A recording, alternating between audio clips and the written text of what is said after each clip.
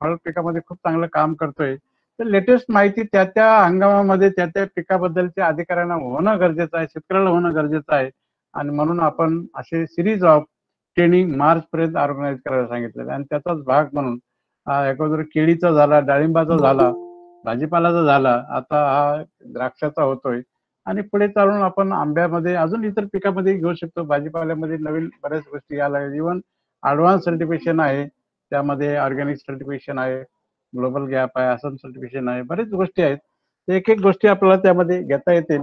पण आजचा जो फोकस आहे की आज कोल्हापूर विभागामध्ये सातारा, सांगली या 2 जिल्ह्यांनी द्राक्षामध्ये एक वेगळी ओळख तयार केलेली आहे आणि त्याच अनुषंगाने आज द्राक्षामध्ये आपल्याला थोडं फोकस काय या संदर्भात माहिती करायचं आहे.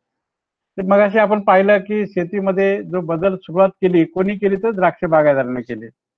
आता द्राक्ष बागायतदारांनी खरं सुरुवात केली की व्यावसायिक शेती करण्याकडे आणि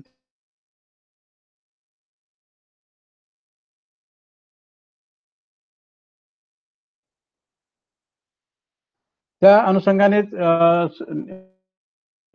व्यावसायिक शेती सुरुवात केली आणि निर्यातक्षम शेती सुद्धा पहिल्यांदाच राज्यामध्ये द्राक्ष बागायतदारांनी सुरुवात केली आणि इतर पिकामध्ये इतर शेतकरी आता पुढे येताना दिसतात. म्हणून सुरुवातीला खरं श्रेय द्राक्ष बागायतदाराला जातं आणि म्हणून द्राक्ष बागायतदार इनोव्हेटिव्ह आहे आणि वरचेवर बदलत्या काळानुसार तो त्याच्या उत्पादनामध्ये टेक्नॉलॉजीमध्ये याचं अनुकरण करणे आणि निर्यातक्षम दर्जाचं उत्पादन करणे गेले कित्येक वर्ष, मी 15 वर्षापासून हे परंपरा चालू आहे आणि दरवर्षी त्यात बदल होतो. बरेचशा अडचणी, आव्हानं नैसर्गिकच्या दृष्टिकोनातून आहेत.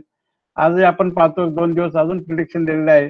कालच रात्री बातमी आहे की लासलगाव भागामध्ये रात्री 2 वाजता अचानक पाऊस झाला, काही ठिकाणी गारपीट होते. त्या सगळ्याला सामोरं जाऊन आज त्या बागेचं नियोजन केलं जातं बदलत्या वातावरणाच्या वर मात करून.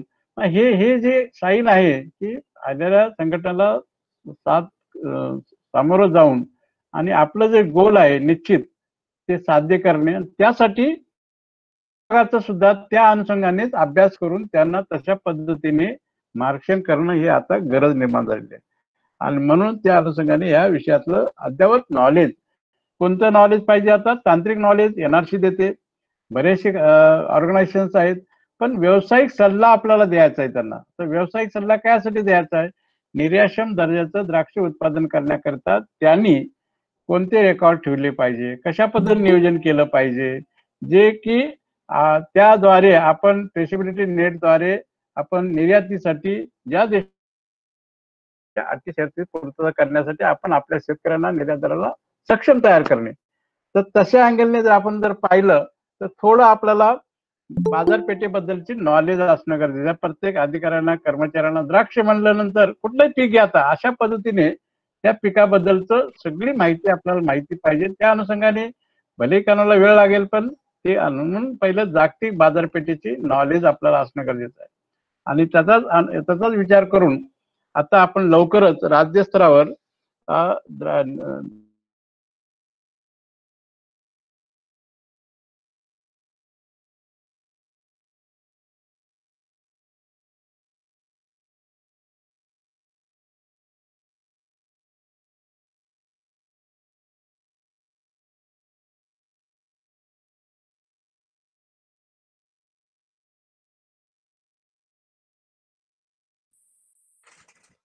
पांडे सर, आपला आवाज बंद झाला. तर अशा बाजारपेठेबद्दलची नॉलेज आपल्याला असणं गरजेचं आहे आणि त्या अनुषंगाने जर पाहिलं आज का निर्यातक्षम शेती करायची आहे, कारण भारत सरकारने निर्यात धोरण जाहीर केलेलं आहे. महाराष्ट्र शासनाने महाराष्ट्राचे निर्यात धोरण पॉलिसी तयार केलेली आहे. मग आता ह्या पॉलिसीमध्ये एम काय आहे, निर्यातक्षम दर्जाचं उत्पादन करून स्पर्धेच्या बाजारपेठेमध्ये त्याची निर्यात करणे. आता ते करण्यासाठी सुरुवात कुठून होते, शेतकऱ्यापासून. आता 1, 2, 10 एखादा जिल्हा एखादा तालुका करून चालेल का, मास याच्यामध्ये आपण तसं निर्यातक्षम उत्पादन करणारे शेतकरी घडवणे, तयार करणे आता आपली गरज झालेली आहे.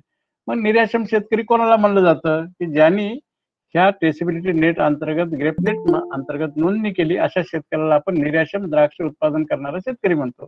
असे शेतकरी आपण किती निर्माण केले, तर ह्याच्यामध्ये जर तुम्ही पाहिलं तर सातारा जिल्ह्यामध्ये 500 झालेत यावर्षी आणि सांगली जिल्ह्यामध्ये 5000 शेतकरी. ही हायेस्ट नोंदणी यावर्षी झालेली आहे. अजूनही नोंदणी काही जणांची मागणी आहे की आम्हाला अजूनही नोंदणी करण्याची, कारण वेळ गेलेला आहे, काही लेट छाटणी आहेत, त्याचा आम्ही विचार करतोय. तर ओव्हरऑल जर तुम्ही पाहिलं तर ह्या निर्यातीच्या दृष्टिकोनातून खरंच ग्लोबल मार्केट आहे का द्राक्षाला, किती मार्केट आहे, तर मग आपण त्या मार्केट, जर मार्केट असेल तर आपण निर्यातीचा विचार केला पाहिजे किंवा क्रिएट तर करावं लागते. पण द्राक्षाच्या बाबतीमध्ये ऑलरेडी इस्टॅब्लिश मार्केट आहे. साधारणतः द्राक्षाचं 52 लाख मेट्रिक टन द्राक्ष जगाला लागतात. आपण किती उत्पादन करतो? आपण करतो 32 लाख मेट्रिक टन. निर्यात किती करतो? 2 लाख मेट्रिक टन. मग हे 30 लाख मेट्रिक टन आपण कुठे विकतो? आपल्या राज्यात आणि इतर राज्यात. मग हेही मोठं मार्केट आहे आणि दोन्ही मार्केटसाठी आपल्याला आपल्या द्राक्षाची ओळख, विश्वासार्हता निर्माण करण्यासाठी ट्रेसेबिलिटी नेटमध्ये निर्यातक्षम दर्जाचं उत्पादन करणं गरजेचं आहे. तर आपल्याला चांगल्या प्रकारे प्रीमियम प्राइस मिळू शकतो. त्या अनुषंगानेच आता आपल्याला व्यावसायिक निर्यातक्षम दर्जाचं उत्पादन करण्यासाठी शेतकऱ्याला मार्गदर्शन करणे. आता निर्यातक्षम बरोबरच आता काय करायचंय? व्यावसायिक निर्यातक्षम शेती करण्यासाठी मार्गदर्शन करणं गरजेचं आहे. मग ते करताना काय बघावं लागते? बाजारपेठेच्या गरजेनुसार आपल्या मालामध्ये, उत्पादनामध्ये त्याच्या हमीबद्दलची आपली ओळख निर्माण करणं गरजेचं आहे. आणि ते करत असताना जर आपण पाहिलं तर ह्या ज्या गोष्टी आहेत, क्वारंटाईनचे नियम आहेत, ते आता फार स्ट्रिक्ट व्हायला इम्पोर्ट एक्सपोर्ट मध्ये. आज तुम्ही बातमी ऐकली असेल की जसं 3 प्रकारचे क्वारंटाईन आपण बघणार आहोत ह्युमन क्वारंटाईन मध्ये. तर ह्या इम्पोर्ट एक्सपोर्ट करताना ह्युमन क्वारंटाईन आहे, अॅनिमल क्वारंटाईन आहे, प्लांट क्वारंटाईन आहे. ह्या अनुषंगाने या ट्रेडमध्ये या मुवमेंटद्वारे एका देशातून दुसऱ्या देशात पाठवत असताना त्याद्वारे रोगाचा, किडीचा प्रसार होऊ नये, त्याचबरोबर पर्यावरणावर त्याचा परिणाम होणे, आरोग्याच्या दृष्टीने सुरक्षिततेची हमी देणे, या अनुषंगाने आता या ग्लोबल मार्केटमध्ये या अनुषंगाने नियमावली, एसओपी सगळे तयार झालेले आहेत आणि त्याचं अनुकरण आता सगळे देश करतात. म्हणून त्या अनुकरणा एसओपी प्रमाणे आपण जर आपल्या उत्पादनाची ओळख निर्माण केली, हमी दिली, तर आपल्याला कुठल्याही प्रकारची अडचण येणार नाही. मग ते कशी करायची, काय करायला पाहिजे? तर ओव्हरऑल जर तुम्ही पाहिलं तर आज इंटरनॅशनल एक्सपोर्ट म्हणल्यानंतर एक ग्लोबल मार्केटमध्ये एक सिस्टीम आहे, एक रूल्स रेग्युलेशन आहेत आणि ते सगळ्याला बंधनकारक आहेत. मग ते कोणते रूल्स रेग्युलेशन आहेत, कशा प्रकारे आंतरराष्ट्रीय बाजारपेठेमध्ये त्याचं नियमन केलं जातं, काय अटी शर्ती आहेत, हे जर गोष्टी आपल्याला माहीत झाल्या, त्यामध्ये काय बदल होत चाललेला आहे, त्या बदलत्या ह्याच्याप्रमाणे आपण अपडेट होऊन आपल्या शेतकऱ्याला तयार जर केलं तर त्याचा माल त्या मार्केटमध्ये एक्सपोर्ट करायला कुठलीही अडचण येणार नाही. म्हणून त्या अँगलने आज शेतकऱ्याला गाईड करणे, त्याचं रेकॉर्ड बिल्डअप करणे ही गरज आहे. म्हणून जागतिक व्यापार संघटना WTO 1995 साली लागू झाल्यानंतर ऍग्रीकल्चरचा समावेश त्यामध्ये केला आणि त्याद्वारेच आता हे सगळ्या देशामध्ये करत असताना वेगवेगळ्या प्रकारचे आंतरराष्ट्रीय मानक, फूड सेफ्टी, या सगळ्या गोष्टी, त्याला IPP international plant protection convention म्हणतो, आंतरराष्ट्रीय वनस्पती पीक संरक्षण, त्या अनुषंगाने ही सगळी नियमावली ठरलेली आहे. त्याच्याच अनुषंगाने हे 3 ऑर्गनायझेशन काम करतात, त्याला प्लांट आणि क्वारंटाईन रेग्युलेशन म्हणतात. आता बघा, हे तिन्ही क्वारंटाईन रेग्युलेशनला आता इतकं महत्व आलेलं आहे की जसं आता माणसाचं क्वारंटाईन, माणसं सुद्धा एका देशातून दुसऱ्या देशात कामानिमित्त, व्यवसायानिमित्त जात असतात. मग एखादा क्वारंटाईन माणसाचा जर रोग आला, जसं WHO ही ऑर्गनायझेशन आहे ह्युमन क्वारंटाईनसाठी. आता आपण बघतो माणसाचं क्वारंटाईन, WHO ने जे नियमावली ठरवली त्याप्रमाणे आता सगळे देश त्याचं फॉलो करायला लागलेत, कारण कोरोना हा क्वारंटाईन माणसाचा आजार आहे आणि त्याच्या अनुषंगाने सगळी नियमावली चाललेली आहे. तसंच आता रिसेंटली उदाहरण घ्यायचं झालं तर अॅनिमल क्वारंटाईनच्या बाबतीत आज तुम्ही बघा पेपरमध्ये बऱ्याच बातम्या आलेल्या आहेत. बर्ड फ्लूची तुम्हाला बातमी ऐकण्यात आली. बर्ड फ्लू काय? हा प्राण्याचा क्वारंटाईन आजार आहे. आता हे क्वारंटाईन मध्ये आजाराचा समावेश केला तर त्याचं नियमन, त्याचं मुवमेंट रेग्युलेट करण्यासाठी प्रत्येक देशाला अधिकार दिलेले आहेत. आज आपल्याकडे महाराष्ट्रामध्ये अजून सुरुवात नाही, पण पंजाब आहे, हरियाणा आहे, उत्तर प्रदेश, मध्य प्रदेश या राज्यामध्ये मोठ्या प्रमाणात पक्षी मरताना दिसतात बर्ड फ्लूच्या साथीमुळे. बर्ड फ्लू हाही असाच क्वारंटाईन आजार आहे, तो प्राण्याचा आहे आणि त्यामुळं काही राज्यामध्ये त्याच्यावर आता स्ट्रिक्टली रिस्ट्रिक्ट करणे, त्याला कंट्रोल करणे, वॉर फुटिंग करणे सुरू झाले आणि पुढे मागे चालून जर हे आउटब्रेक झाला तर प्रत्येक देशाला अधिकार आहेत की ती पोल्ट्री प्रॉडक्ट, अंडे किंवा जिवंत प्राणी, कोंबडी हे एक्सपोर्ट करायला बंधन येऊ शकतात, कारण त्याद्वारे रोगाचा प्रसार होऊ नये. म्हणून अॅनिमल क्वारंटाईन हा झाला. तसंच पिकाच्या बाबतीत प्लांट क्वारंटाईन. जसं प्लांट क्वारंटाईन म्हणजे कृषी माल आयात निर्यात करताना त्याद्वारे सुद्धा रोगाचा किडीचा प्रसार होऊ नये, हा त्यासाठी IPPC आंतरराष्ट्रीय पीक संरक्षण करार झालेला आहे. त्या अनुषंगाने ती नियमावली ठरलेली आहे. बाकी तुमचा माल सगळं पॅकिंग सगळं चांगलं आहे, पण क्वारंटाईन जर पेस्ट डिसीज असेल तर तिथं त्याला रिस्ट्रिक्ट करण्याचे अधिकार आहे. जसं तर क्वारंटाईनचं उदाहरण झालं ऍग्रिकल्चरमध्ये फळमाशी हा क्वारंटाईन पेस्ट आहे, किंवा आपण म्हणतो आपण फळमाशी आहे किंवा व्हाईट फ्लाय आहे, थ्रिप्स आहे, हे सगळे क्वारंटाईन. हे आता हे कुठे येतात? हे सगळे कीड रोग शेतीमध्ये येतात, पिकावर येतात. ती येऊ नये आणि तो मुक्त असल्याबद्दलचा हमी देणे या संदर्भात आपण IPPC मध्ये काम करतो. तशा अँगलने ती करतोय आपण हमी देण्यासाठी उत्पादनापासून, म्हणून आपण फेसिलिटी नेट केलेलं आहे. आणि त्याच अनुषंगाने मगाशी मी तुम्हाला सांगत होतो हे ह्युमन क्वारंटाईन, अॅनिमल क्वारंटाईन आणि प्लांट क्वारंटाईन. आज क्वारंटाईनला इतकं महत्व आलंय आरोग्याच्या दृष्टिकोनातून, याचे स्ट्रिक्टली आता सगळे देश इम्प्लिमेंट करताना दिसतात. म्हणून आपल्याला आता शेतीमध्ये सुद्धा प्लांट क्वारंटाईनवर जास्त जोर देऊन लोकांमध्ये अवेअरनेस करण्याची गरज आहे. प्लांट क्वारंटाईन काय आहे? त्या जर एखाद्या शेतकऱ्याला आता निर्यातक्षम दर्जाचा शेतकरी तयार झाला, नोंदणी केली, त्याला पुढचं आपलं मार्गदर्शन कशावर करायचं आहे?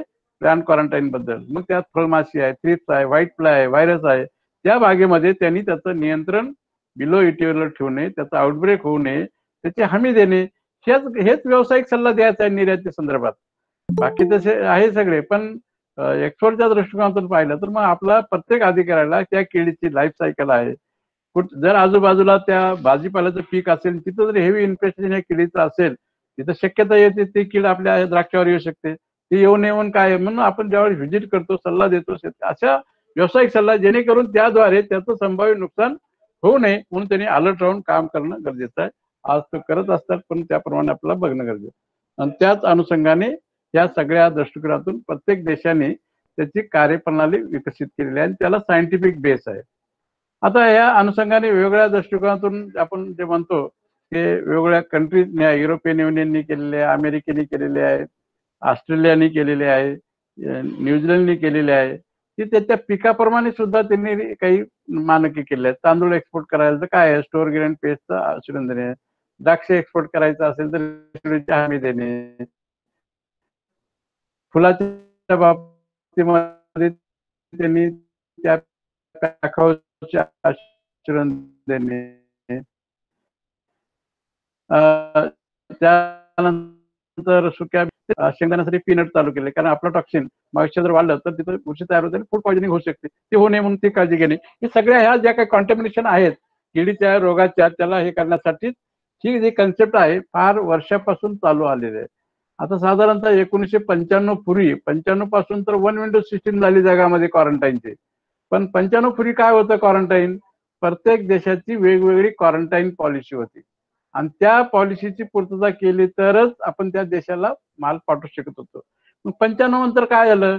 95 नंतर हे सगळे क्वारंटाईन देशाचे रद्द केले आणि एकच जगात एकच क्वारंटाईन लागू झालं आणि ते आपण कंप्लाय केलं की आपल्याला जगातल्या कुठल्या 190 देशाला माल पाठवण्याची संधी आपल्याला निर्माण झालेली आहे. त्याच्या अगोदर तर काय होतं? 1995 साली WTO येण्या अगोदर गॅट होता, general agreement on tariff and trade, आणि त्याच्या अंतर्गत ऍग्रिकल्चर समावेश नसल्यामुळं प्रत्येक पहिलं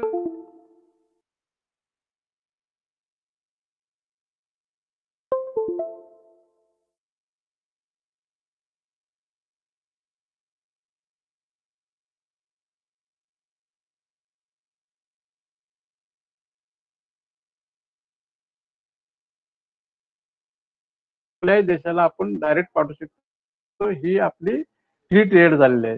जर्मनी 1913. भारतामध्ये केव्हापासून चालू आहे क्वारंटाईन रेग्युलेशन? फार पूर्वी, म्हणजे 1914 पासून आपल्या देशामध्ये सुद्धा कृषी माल आयात निर्यात करण्यासाठी आपली वेगळी क्वारंटाईन पॉलिसी, त्याला म्हणतात DIP act, destructive insect and paste act 1914 प्रमाणे. आणि मग नंतर 58 आहे, 1961 आहे, नंतर 62 आहे, 63 आहे आणि लास्ट मेक्सिको 1974. आणि मग त्यानंतर मग पूर्वी काय होतं? प्रतिबंधित बाजार होता.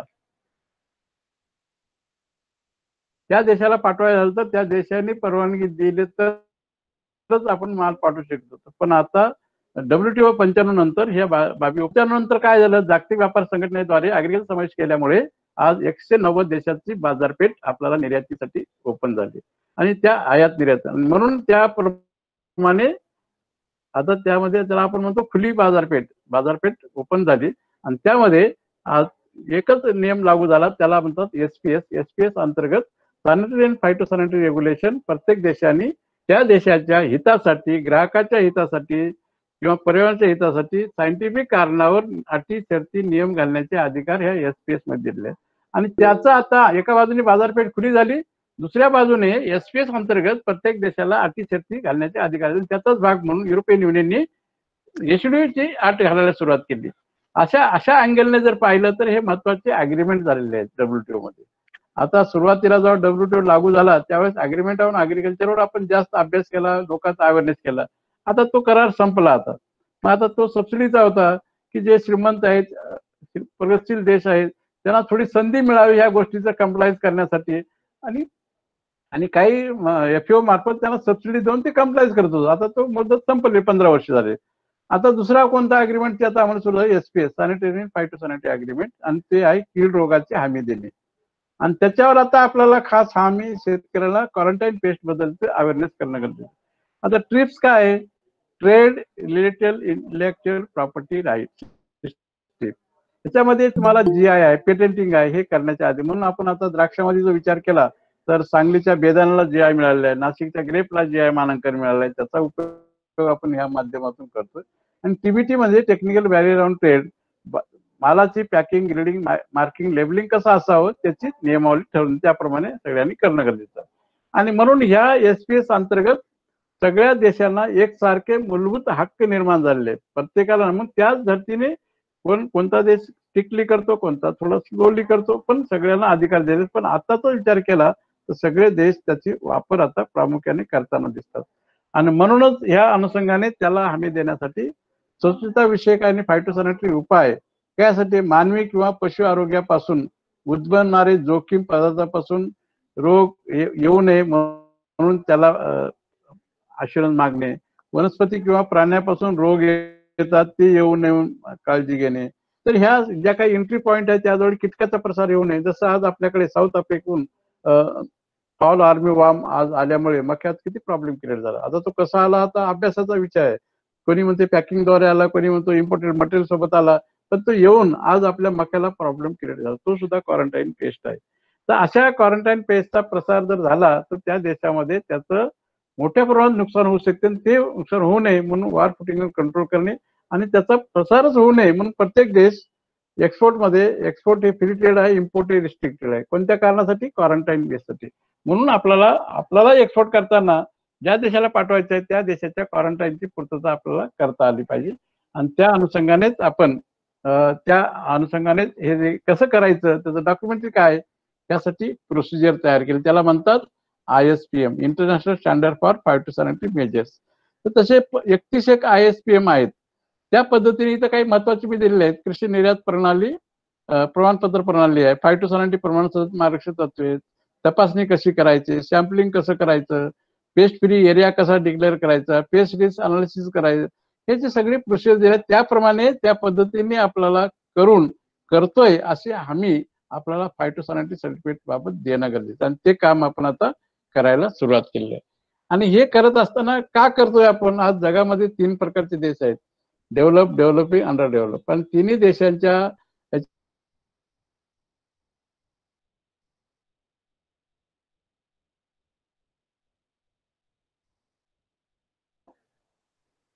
त्याच अनुषंगाने आपल्याला ह्या सगळ्या देशाची पूर्तता करण्यासाठी आपल्याला ह्या गोष्टीचं फॉलो करणं गरजेचं आहे.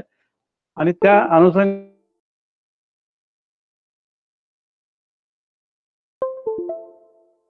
आपल्याला काम जास्त करायचं. आता क्वालिटी प्रोडक्शन करणे, बाकी सगळ्या टेक्निक, न्यूट्रिशन मॅनेजमेंट, सगळं प्लांट प्रोडक्शन, सगळ्या गोष्टी आता शेतकरी खूप आवड करतो. पण ते करून ह्या गोष्टीवर आपल्याला आता करणं तरच आपल्याला एक्सपोर्ट मध्ये येऊ शकते. आणि म्हणूनच आज या दृष्टिकोनातून क्वालिटी आणि गुणवत्ता आणि अन्न सुरक्षा, क्वालिटी आणि फूड सेफ्टी, ह्या 2 गोष्टीवर आपल्याला आता जास्त भर देऊन हमी देणं गरजेचं आहे. आणि त्याच अनुषंगाने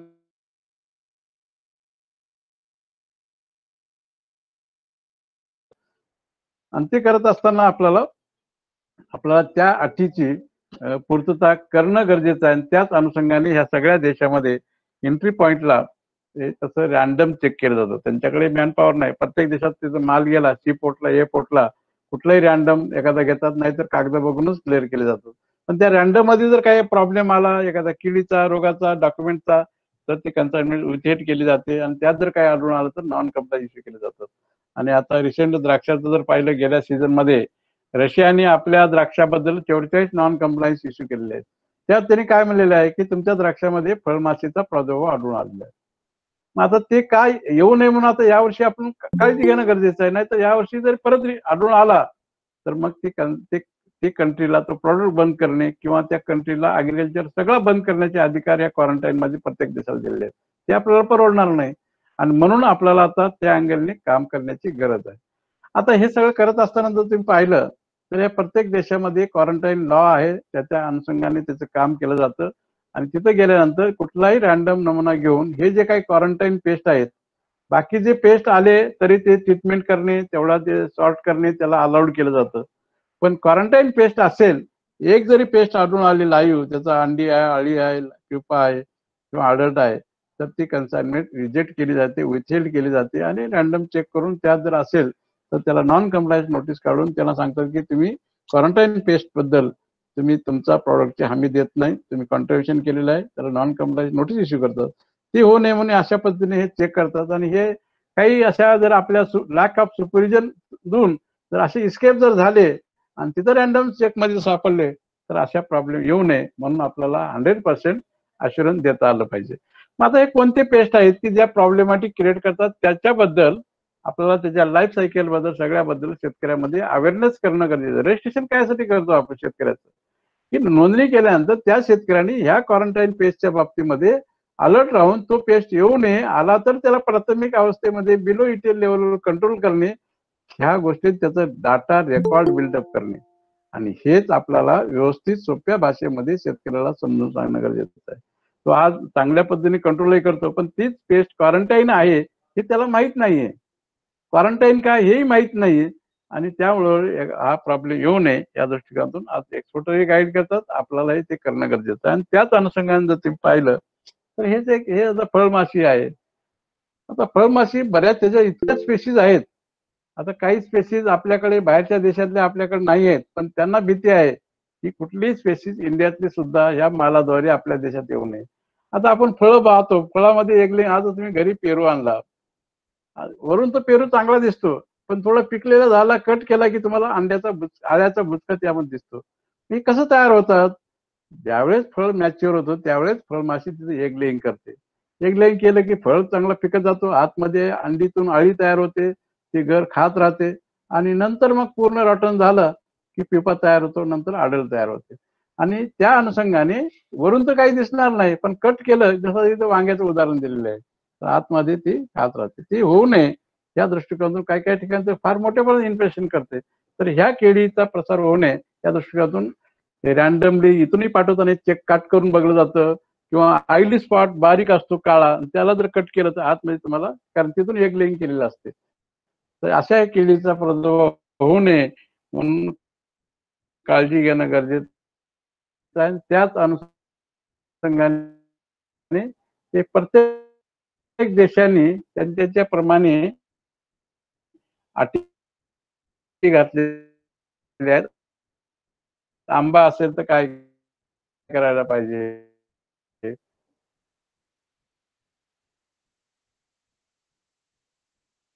या देशाने हे कागदपत्र मँगोनेट रजिस्ट्रेशन आहे,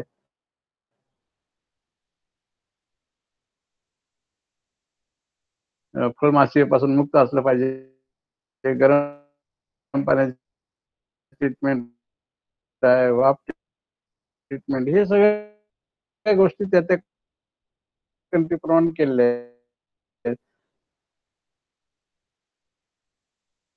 डाळिंबासाठी काय प्रत्येकाच्या बाबतीमध्ये त्याच्याप्रमाणे क्वारंटाईन विशेष अटी घातलेल्या आहेत. त्या अटीची आपल्याला पूर्तता करण्यासाठी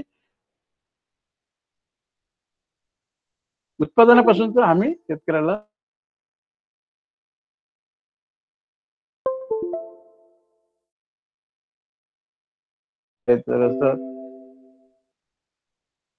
रस्ट म्हणतो आपण, तर तो त्याला येऊ नये म्हणून काजळी म्हणतो, काजळी ते मेजर आहे.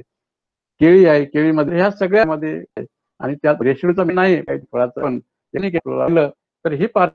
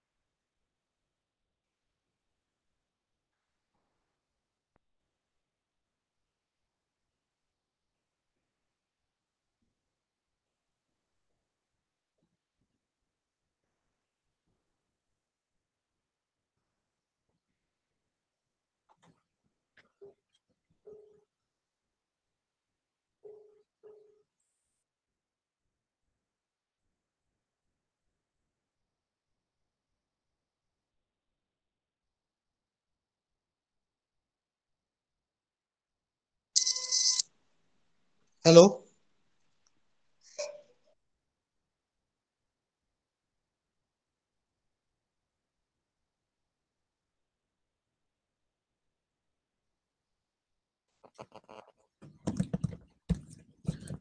सर पुन्हा जॉईन होतात 2 मिनिटांमध्ये. थोडासा नेटचा प्रॉब्लेम आहे.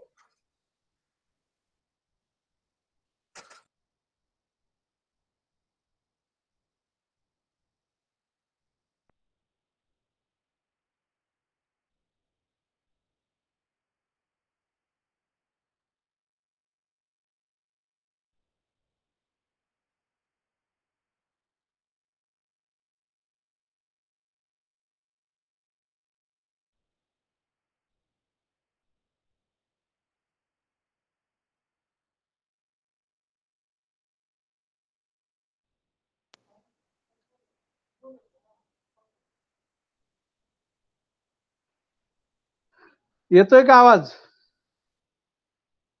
हा सर येतोय सर. येतोय. हा बरं. हो सर येतोय. प्रेझेंटेशन दिसते? नाही सर दिसत. बरं सर पुन्हा सर शेअर करा. परत पीपीटी करतो, शेअर करतो. Okay sir.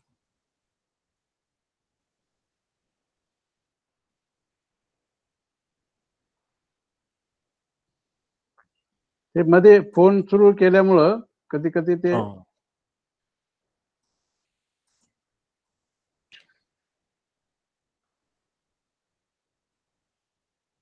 फोन आला की लिंक जात असेल असं होतं. हा प्रॉब्लेम.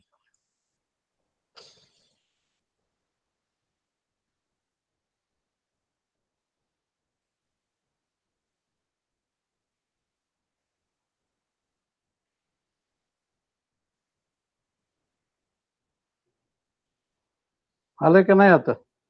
नाही सर. मग कम्प्लीट हे करून हे करावं लागेल. शेअर करा सर. शेअर केलंय पण ते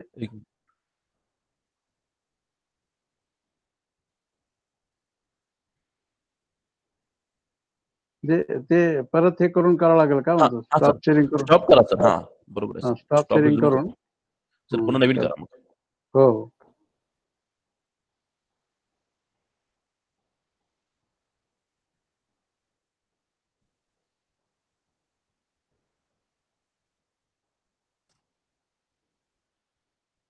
हा सर दिसते. हा दिसते ना. Okay sir. असं मध्ये जर काही प्रॉब्लेम आला तर सांगा.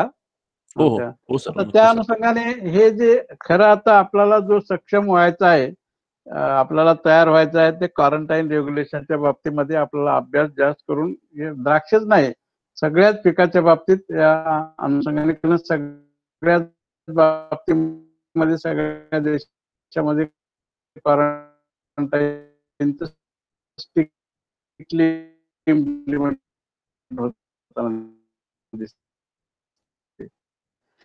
बाहेरच्या देशातून रोग आले. तसं 1876 साली श्रीलंकेतून कॉफी रस्ट आला. नंतर 1940 साली इंग्लंडहून ऍपल फायर ब्लाइट ऍपल आला आपल्याकडे. 1940 मध्ये बंची टॉप आला श्रीलंकेमधून. आज आपण खूप फेस करतोय बंची टॉपला कंट्रोल करण्यासाठी. आपण आता वेगळी स्कीमही केलेली बंचिट ऑफ RQI मध्ये, तरी आज जळगावमध्ये काही जिल्ह्यामध्ये आपण राबवतो की एवढ्या प्रमाणात त्याचा प्रादुर्भाव आपण आलेला आहे. आता हे बंचिट ऑफ आपल्याकडे आहे, तर एक्सपोर्ट करताना आपल्याला सुद्धा हमी द्यावं लागते की आमच्या केळीमध्ये आम्ही बंचिट ऑफचं कसं नियंत्रण केले आहे. ते जर नाही हमी दिली तर देश म्हणतो तुमच्या देशात बंचिट ऑफ आहे तर काळजी घ्या, नाही तर आम्ही आमच्या देशात तो रोग येईल आम्ही घेणार नाही. तर अशा अँगलने सुद्धा आता आपल्याला डबल फेस करावं लागतं. आपल्या इथल्या उत्पादनात त्याचा परिणाम होऊ नये आणि एक्सपोर्ट मध्ये सुद्धा त्या देशाला हमी द्यावं लागते, कारण त्याला माहित आहे, त्याला आता पेस्ट रिस्क अनालिसिस म्हणतात. या WTO मध्ये प्रत्येक देशाला तुमच्या देशातले महत्वाचे जे फळपिक आहेत किंवा कोणते महत्वाचे रोग आहेत त्याची माहिती आपण पेस्ट रिस्क अनालिसिस करून आपण जवळपास सगळ्या देशांना कळवलंय. 40 पिकाचं त्यामध्ये केळीचं कळवलंय, द्राक्षाचं कळवलंय. सगळ्या देशाला माहिती आहे इंडियामध्ये कोणते पेस्ट मेजर प्रॉब्लेम आहेत. मग हे तुम्ही कशा प्रकारे कंट्रोल करता, गाईड करता आणि त्याची हमी देत असाल तर ते अटी घालतात, ते बघणं गरजेचं आहे. पोटॅटो मधला युरोप मधून आलेला गोल्डन निमॅटोड, आज आपल्याकडे बऱ्याच भागामध्ये निमॅटोडचा प्रॉब्लेम आहे. तो निमॅटोड सुद्धा बाहेरच्या देशातून आपल्या इथं आला, युरोपहून. आज आपल्याकडे हेडॅक करतो. बऱ्याच ठिकाणी फ्लोरिकल्चर इकडे बऱ्याचशा व्हेजिटेबल मध्ये सुद्धा निमॅटोड हा मेजर प्रॉब्लेम आहे. तिथं सॉइल स्टरलायझेशन करणे, ट्रीटमेंट करणे, झेंडूची लागवड करणे, नीमची सॉइल ड्रिंच करणे, हे आता आल्यानंतर कंट्रोल खर्चिक वाढतो. म्हणून त्या ठिकाणी सॉइल क्लीन ट्रीटमेंट करणे हाही त्यामधला एक भाग आहे. आणि ग्राउंडनट रस्ट हा 1970 साली USA मधून आला आणि आज बऱ्याचशा प्रमाणात महाराष्ट्रात भुईमुगचं क्षेत्रच कमी होऊन गेलं, कारण मोठ्या प्रमाणात त्याचा प्रादुर्भाव आला की त्याचा उत्पन्नावर परिणाम व्हायचा. मग शेतकरी नवीन पिकाकडे वळले. आता सोयाबीनचं क्षेत्र, आज भुईमुग क्षेत्र कमी होऊन आज सोयाबीन वळलं. तर असे हे पार्श्वभूमी आहे. त्या अनुषंगाने असे काही रोग आहेत, ते रोग आपल्याला क्वारंटाईन दृष्टीने आपल्याला करणं गरजेचं आहे. त्याच अनुषंगाने आपल्या देशात सुद्धा एक DIP ऍक्ट आहे त्याला कंट्रोल करण्यासाठी आणि त्या वेगवेगळ्या देशाला हमी देण्यासाठी. त्याला म्हणतात destructive insect and paste act 1914. आणि 1914 प्रमाणे आपण वेगवेगळ्या देशाला हमी देण्यासाठी क्वारंटाईन रेग्युलेशन आपल्या देशात अंमलात करतो. त्यासाठी प्लांट प्रोटेक्शन ऍडवायझर त्यातला मेन आहे. त्या अनुषंगाने करतो हे सगळं हमी देण्यासाठी अशा प्रकारचं फायटोसॅनिटरी सर्टिफिकेट आपण वेगवेगळ्या देशांना इश्यू करतो. ही साधारणतः अशा प्रकारची प्रोसिजर आपण सेटअप करतो. त्याचं बॅकग्राऊंड प्रमाणे वेगवेगळ्या देशाच्या अटी शर्ती पूर्तता करणं आपण सिस्टीम केलेलं आहे. मग आता ह्या सगळ्याला सामोरं जाऊन हमी देण्यासाठी मग आपण कृषी विभागाने काय केलेलं आहे, फलोत्पादन विभागाने काय केलेलं आहे, तर त्या अनुषंगाने आपण जे सुरू केलेलं आहे त्यामध्ये अन्न सुरक्षा, रेसिड्यू, गुणवत्ता आणि ह्या सगळ्या गोष्टीचे बाबी लक्षात घेऊन आपण ह्या सगळ्या बाबी, जसं आपण काल ग्लोबल गॅप बघितलेलं, हे सगळे काय आहे, हे आश्वासन देणारे प्रमाणीकरण आहेत.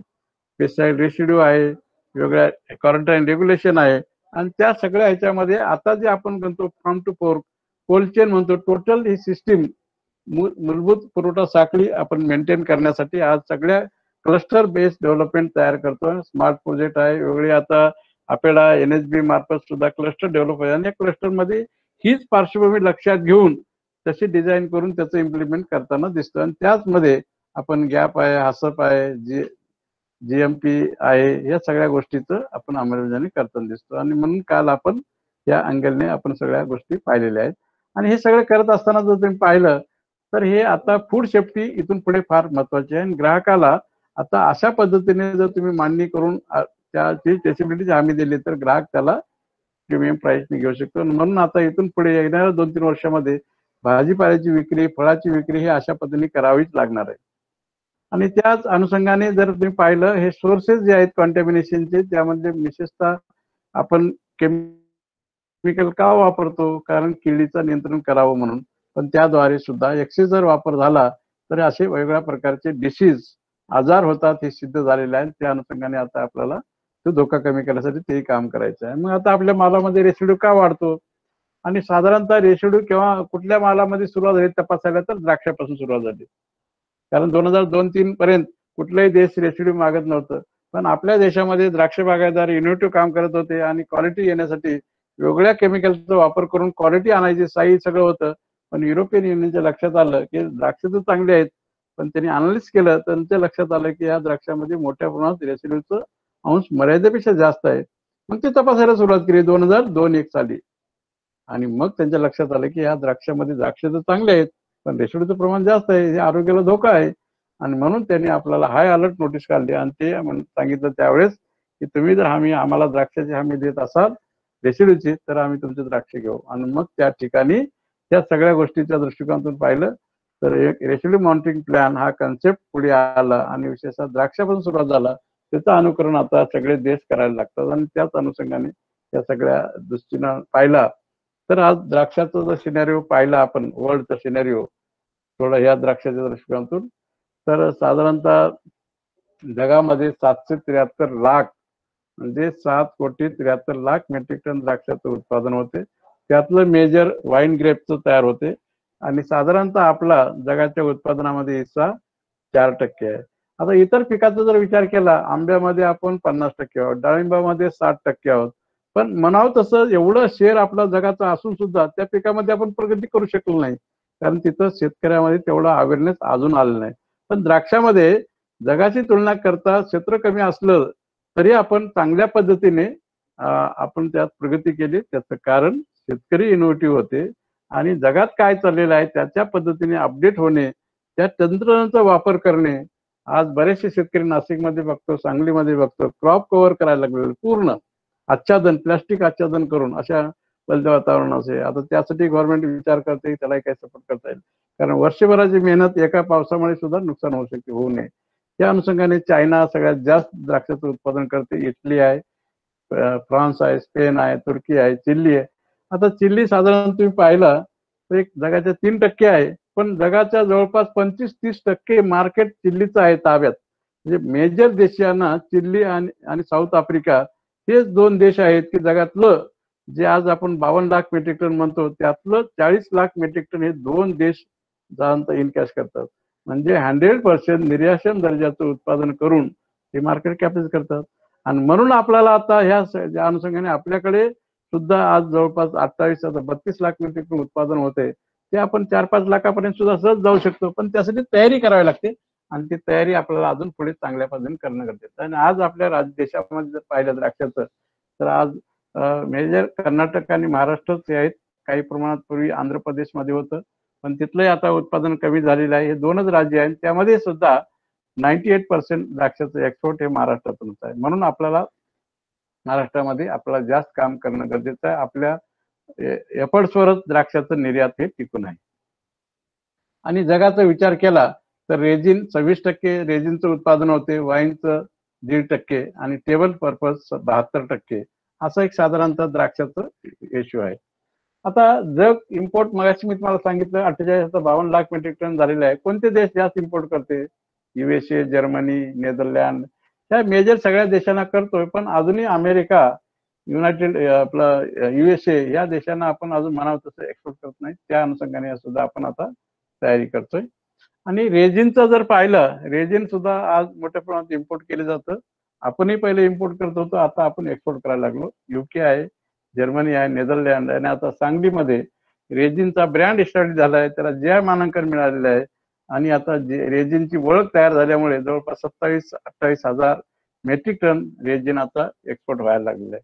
तर त्याच्यामध्ये सुद्धा हे करण्यासाठी आता आपल्या मार्फत नुकतंच क्लस्टर डेव्हलप झाले आणि तिथं रेजिनच्या संदर्भात काय करता येईल, इन्फ्रास्ट्रक्चर आहे, ग्रेडिंग, पॅकिंग, मार्केटिंग त्याचं हे कसं करता येईल ह्या अनुषंगाने सुद्धा तिथं काम करताना दिसते. आणि साधारणतः जर पाहिलं तर मेजर इम्पोर्ट करणारे देश कोणते आहेत, तर त्याच्यामध्ये नेदरलँड ह्या देशांना द्राक्ष लागतात किंवा बेदाणा लागतो. Netherland, European Union, Middle East आणि other countries, Russia, Singapore, Thailand, Malaysia, China, हाँगकाँग, श्रीलंका, बांगलादेश, नेपाळ आणि आता नवीन मार्केट जे म्हणतो आपण अमेरिका. गेल्या वर्षी आता काही प्रमाणात आपलं सुरुवात झालेली आहे. तर असे बरेचसे आपण आज 110 ते 120 देशांना द्राक्ष एक्सपोर्ट करतो, बेदाणा एक्सपोर्ट करतो. त्यामध्ये एक 10-15 देश एक मेजर आहेत, त्या देशाला आपण हे करतो. आणि आज जर दुसरं पाहिलं तुम्हाला तर आपल्या इंडियामध्ये महाराष्ट्रामध्ये जे 10-12 जिल्हे आहेत, विशेषतः त्यामध्ये नाशिक, सांगली, पुणे, सातारा, नंतर नगर, सोलापूर आणि उस्मानाबाद, लातूर या जिल्ह्यातूनच द्राक्षाची निर्यात होते. आणि ती जर पाहिली तर जगातल्या मेजर देशांना आपला द्राक्ष एक्सपोर्ट होतो. पण जे कॅनडा आणि USA आहे, लांब डिस्टन्स आहे पण मोठं मार्केट आहे. या 2 देश कॅनडा आणि USA जर झालं तर 10 लाख मेट्रिक टन मार्केट आहे. तिथे आपण त्याचा प्रयत्न करतो, लॉंग डिस्टन्स, त्यासाठी आपला माल कसं टिकून राहावं या संदर्भात. आणि साधारण तुम्ही पाहिलं 87-88 ला आपण 4 कोटीचे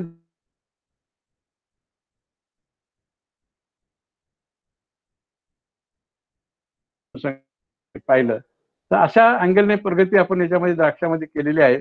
आणि एक्सपोर्टचा जर विचार केला तर आपण नेदरलँडला मेजर एक्सपोर्ट करतो, जर्मनी आहे, युके आहे, डेन्मार्क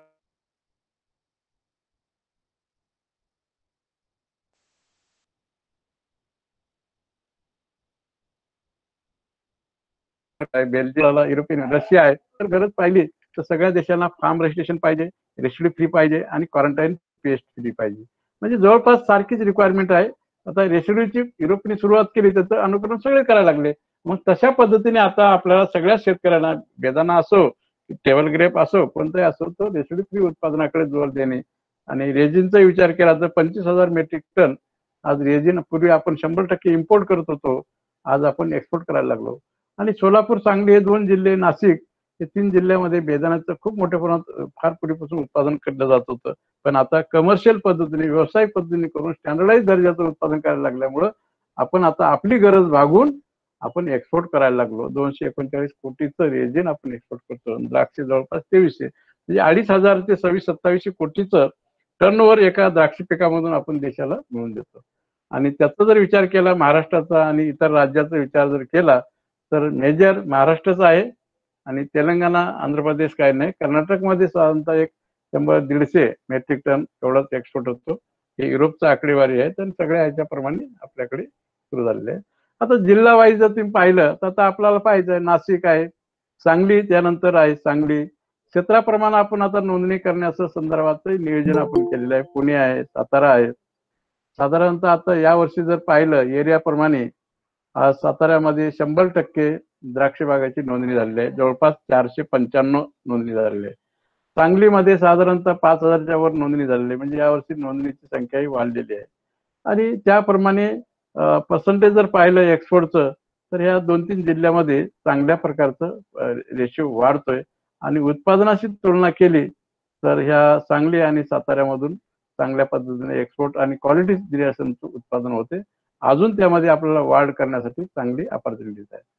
आणि ओव्हरऑल जर पाहिलं युरोपियन युनियन अदर कंट्रीचं कम्पेअर केलं तर 50-50 आहे. युरोपियन युनियनला 50% द्राक्ष एक्सपोर्ट होतो आणि इतर देशांना 50%. पण रिटर्न जर पाहिलं त्याचं प्राइसमध्ये तर सगळ्यात जास्त रिटर्न युरोपियन युनियनमध्ये मिळते. किंमत म्हणतो मोबदला. म्हणून आपल्याला युरोपियन युनियन मला एक्सपोर्ट करण्यासाठी आपलं नियोजन करणं गरजेचं आहे. काही एक्सपोर्टर्स आहेत जसं सह्याद्री फार्मर प्रोड्युसर कंपनी आहे शेतकऱ्यांची, जवळपास मेजर एक्सपोर्ट त्याचं कॉन्ट्रीब्युशन आहे. की असे जवळपास 91 कंपन्या, म्हणजे 80 90 कंपन्या आज द्राक्ष एक्सपोर्ट करतात. आणि त्याची यादी आपण वेबसाईटवर टाकलेली आहे. कोणाकडे मार्फत आपण एक्सपोर्ट करू शकतो हे डाटाबेस सगळी माहिती आपण बिल्डअप केलेली आहे. आणि त्या ही पार्श्वभूमी म्हणजे काय पाहिलं आपलं स्टेटस काय आहे ना, तर चॅलेंजेस काय आहेत. चॅलेंजेस जर पाहिलं तर ह्याच 4-5 गोष्टी आहेत. Quarantine, pesticide residue, food safety, quality parameter, traceability. आणि त्याच अनुषंगाने आज क्वारंटाईन रेग्युलेशन जर पाहिलं तर आज सगळ्या देशामध्ये कीड रोगाच्या संदर्भात त्याची मागणी सुरू झालेली आहे. त्याच अनुषंगाने युरोपियन युनियननी वेगळ्या प्रकारचे रेग्युलेशन केलेले आहेत. चायनाचे आहेत, जपानचे आहेत आणि सगळे सायंटिफिक बेसच आहेत. आणि म्हणून आपल्याला त्या त्या देशाच्या अटी शर्ती पूर्तता करणं गरजेचं. USA आहे, ऑस्ट्रेलिया आहे, न्यूझीलंड आहे. तर हे अशा अँगलने आपल्याला ह्या सगळ्या गोष्टीकडे पाहणं गरजेचं आहे. त्याच अनुषंगाने नॉन टेरिफ बॅरियर अंतर्गत असे अटी शर्ती घालून बऱ्याच वेळेस एक्सपोर्टला रिस्ट्रिक्ट केलं जातं. ते होऊ नये याच अनुषंगाने आता आपल्याला अशा किडीची आश्वासन देता आलं पाहिजे. आता हे द्राक्ष अशा प्रकारचं उत्पादन जर शेतकऱ्याचं भरपूर आलं असेल तर कुठल्याही मार्केटला त्याला किंमत मिळणार नाही. मग हे असं का होऊ शकते? थोडा जर लॅक ऑफ सुपरविजन झाला, थ्रिप्सचा डॅमेज झाला तर असं करून अशा प्रकारची क्वालिटी होऊ शकते. ते होऊ नये म्हणून आपल्याला विशेषतः काळजी घेणं गरजेचं आहे. आणि त्या ऑब्झर्वेशन करणे, शेतकऱ्याला गाईड करणे काळजी करतो. एक जरी हप्ता वातावरण बदल झाला, एक हप्ता जरी जर सुपरविजन नाही झालं तर असं नुकसान. म्हणून आता काय करायला शेतकरी पेपर कव्हर करणे. आता पेपर कव्हरचे फायदेही आहेत, तोटेही आहेत. पण ते पेपर कव्हर करताना सुद्धा आता जे लोकांचं डिमांड आहे की इंग्लिश पेपर वापरायचा नाही. का नाही? कारण इंग्लिश पेपरवर जी शाई वापरली जाते ती शाई त्या फळावर लिंक होऊ शकते आणि त्याद्वारे सुद्धा एखादा केमिकल, टॉक्सिक केमिकल वापरलं जातं शाईमध्ये, तो रेसिड्यू मध्ये सुद्धा डिटेक्ट होऊ शकतो. म्हणून तिथं प्लेन पेपर लावणे किंवा बटर पेपर म्हणतो आपण, तशा पद्धतीचे पेपर, थोडा खर्च वाढेल पण ते लावणे. किंवा आता काही जणांनी घडाला असे घड कव्हर बॅग निघालेले आहेत आंब्यामध्ये, डाळिंबामध्ये. तर तशा पद्धतीने जर कव्हर केलं तर तेही पुढचा प्रॉब्लेम येऊ शकतो, ते बी करणं गरजेचं आहे. आणि मग त्यामुळे अजून एक फायदा काय होतो की मिलीबगचं सुद्धा प्रादुर्भाव आपण रोखू शकतो. आणि बऱ्याच वेळेस हे कीड इनिशियल स्टेजला दिसत नाही, टेम्परेचर वाढला की इतकं मल्टिप्लिकेशन होते फास्ट, आणि त्यावेळेस अशा घडाची अवस्था झाल्यानंतर त्याला कुठंच किंमत येत नाही, अक्षरशः डिस्ट्रॉय करावं लागतं. नुसता चिकट चिकट सगळीकडे हे तयार होतो आणि नुकसान, म्हणून तिथेही आपल्याला काळजी घेणं गरजेचं आहे. त्या सगळ्या गोष्टीचं पार्श्वभूमीला हमी देण्यासाठी मग आपल्याला केमिकलची वापर करावा लागतो. त्या ते करत असताना एका बाजूने या किडीचं कंट्रोल करायचं, दुसऱ्या बाजूने रेसिड्यूची हमी द्यायची, आणि त्याच अनुषंगाने हा खरा जो टास्क आहे द्राक्ष निर्यातीमध्ये तो आहे पेस्टिसाइड रेसिड्यू. आणि म्हणून पेस्टिसाइड रेसिड्यू का आपल्या मालामध्ये येतो, एकाच केमिकलचा सलग वापर करणे, लेबल क्लेम औषधाच्या व्यतिरिक्त नॉन लेबल क्लेम औषधाचा वापर करणे, इक्विपमेंटचे कॅलिब्रेशन न करणे, एकाच औषधाचा सलग रिपीट वापर करणे, पीएचआय न पाहता करणे, ज्याचं पीएचआय जास्त आहे तसे मॉलिक्यूल हार्वेस्टिंगच्या अगोदर वापरले तर तुमच्या मालामध्ये 100% रेसिड्यू येऊ शकतो. हेच नियोजन, सल्ला, गायडन्स आपल्याला करायचं आहे. आणि हे नाही केलं तर रेसिड्यू मर्यादेपेक्षा जास्त असेल तर अशा प्रकारचे कॅन्सर आहे, infertility, brain damage, birth effect हे असे आजार वाढायला लागले आहेत. त्यासाठी आपल्याला हे करणं गरजेचं आहे. आणि त्याच्यामध्ये जर तुम्ही पाहिलं आजचं चित्र, आज द्राक्षामध्ये आपल्याला अनेक 5 आणि अनेक 9 दिलेलं आहे. त्यामध्ये कोणते औषधं वापरायचं त्याची लिस्ट दिली आहे अनेक 5 मध्ये. अनेक 9 मध्ये कोणते तपासले जातात, यावर्षी 285 औषधांची लिस्ट टाकलेली आहे.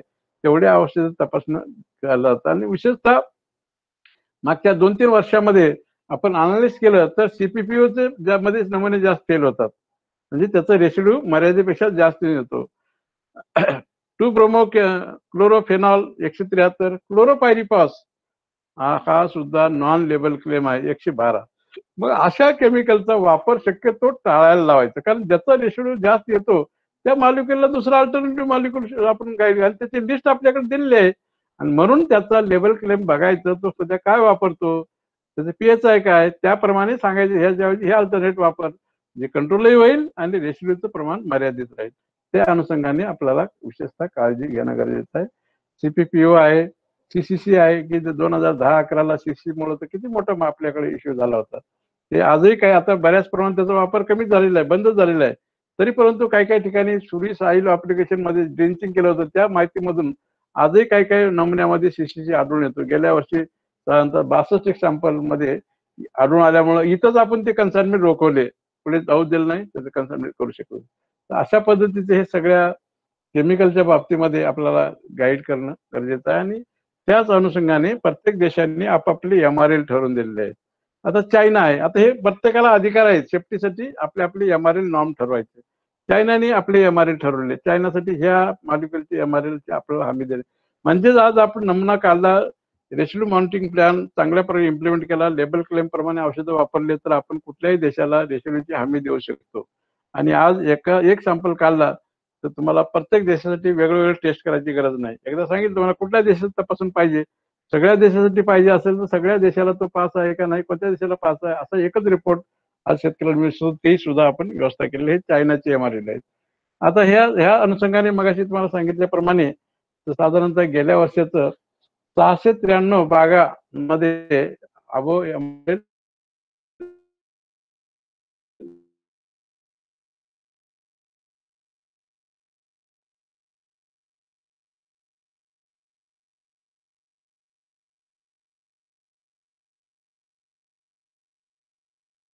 आपल्याला खाली आणायचं आहे की आपल्या बागा रिजेक्टच नाही व्हायला पाहिजे. आणि त्या अनुषंगाने आता अवेअरनेस या सगळ्या गोष्टी जर केली तर आपण चांगल्या प्रकारे त्यात काम करू शकतो.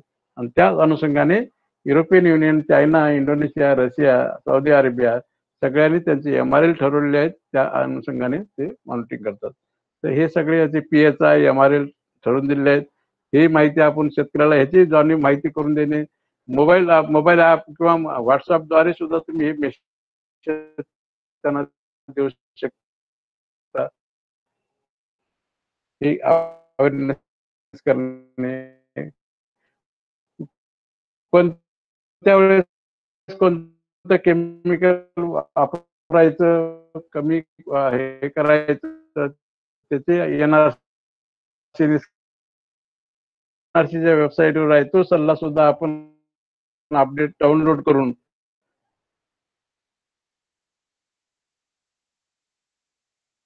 आपल्या शेतकऱ्याला देणे, गाईड करणे, संभाव्य नुकसान होण्यासाठी ते करणे.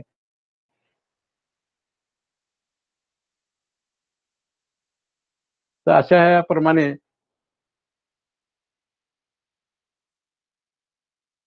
हे चायनाचे एमआरएल आहेत, हे रशियाचे एमआरएल आहेत.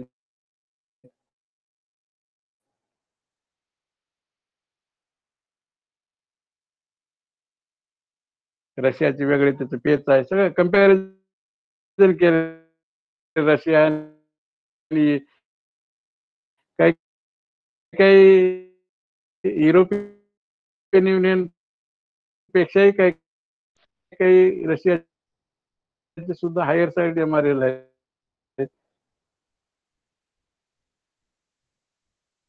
ती काळजी आपल्याला घेणं गरजेचं आहे.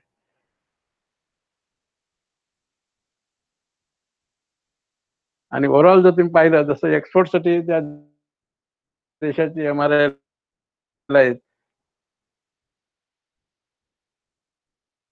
डोमेस्टिक मार्केटमध्ये आपल्या देशामध्ये आपले एमआरएल आहेत.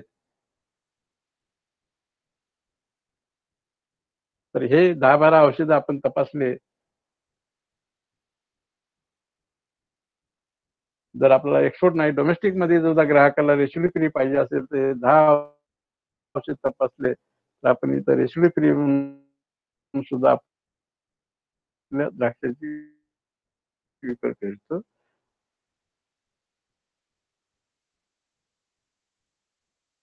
हे फळामध्ये 11 होते, द्राक्षामध्ये 9 आहेत.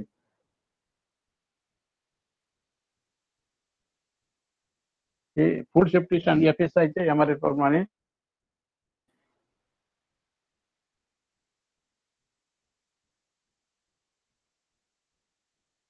एवढ्या ह्याच्यात एमआरएल मध्ये पास झालं तर आपण डोमेस्टिकला रेशोडी शकतो.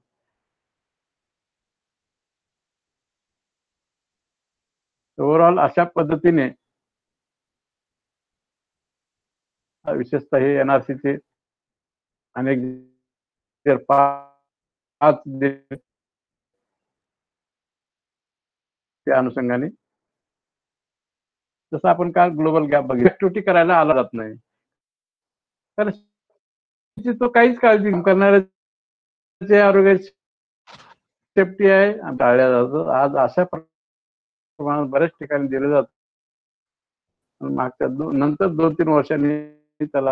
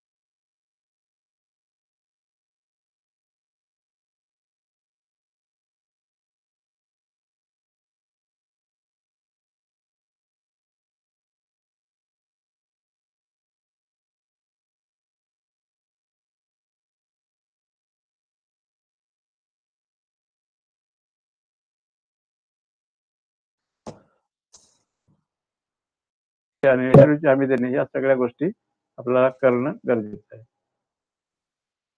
आणि ओव्हरऑल जर क्वालिटी पाहिली तर थॉम्सन मिनिमम साईज आहे, बंच शेप आहे, टेस्ट आहे, कलर आहे, शुगर आहे, ठरलेलं आहे मिनिमम आहे, असं काही वेगळं नाही.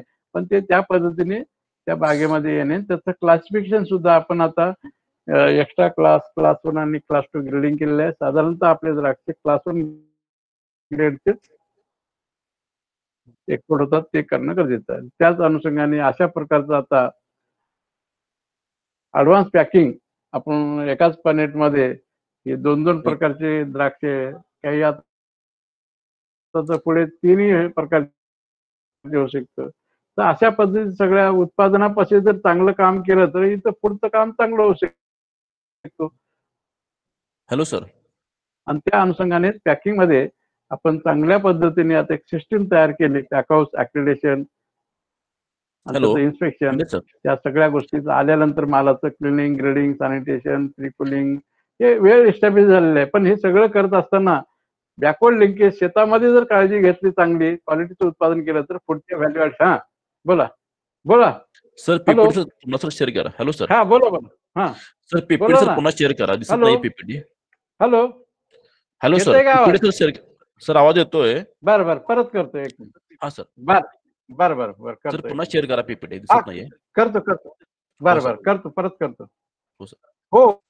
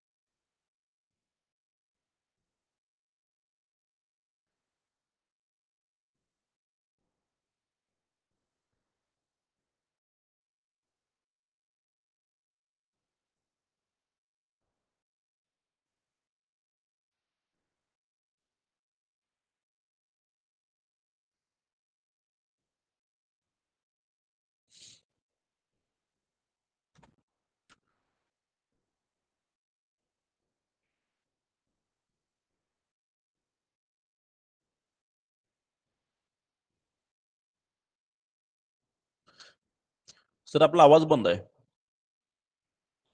हांडे सर. हा नाही करतो करतो एक मिनिट. हो परत सर. हा रिकनेक्ट करतोय.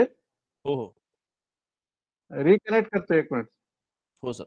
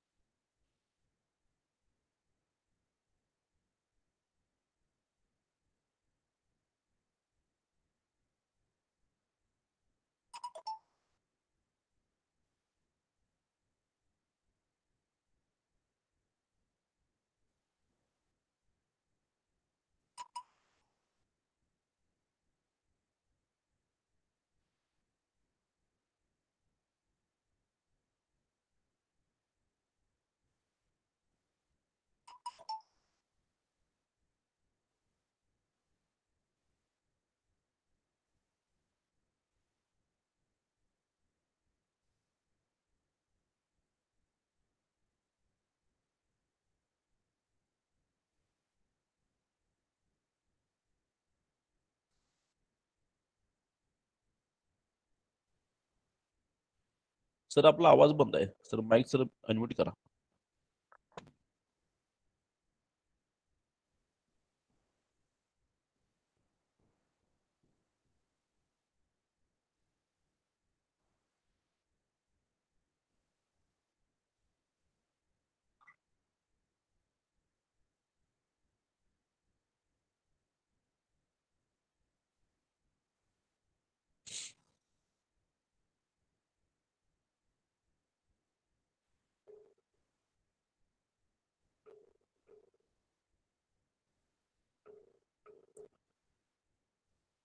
हा सर. सर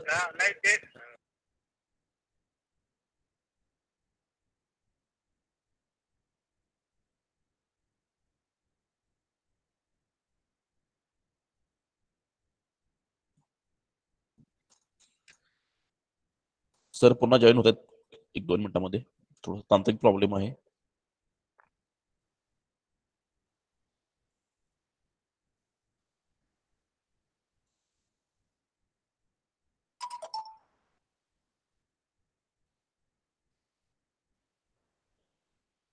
तत्पूर्वी सर्वांनी आपली प्रेझेंटी चॅट बॉक्स मध्ये नोंदवली आहे याची खात्री करा.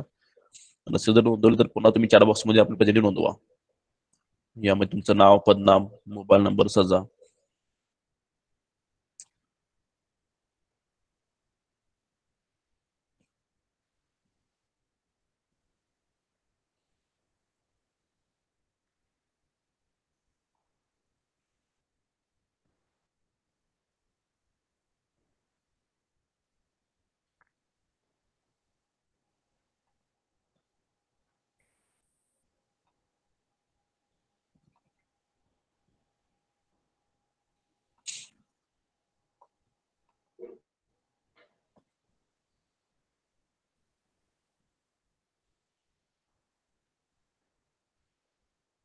हॅलो.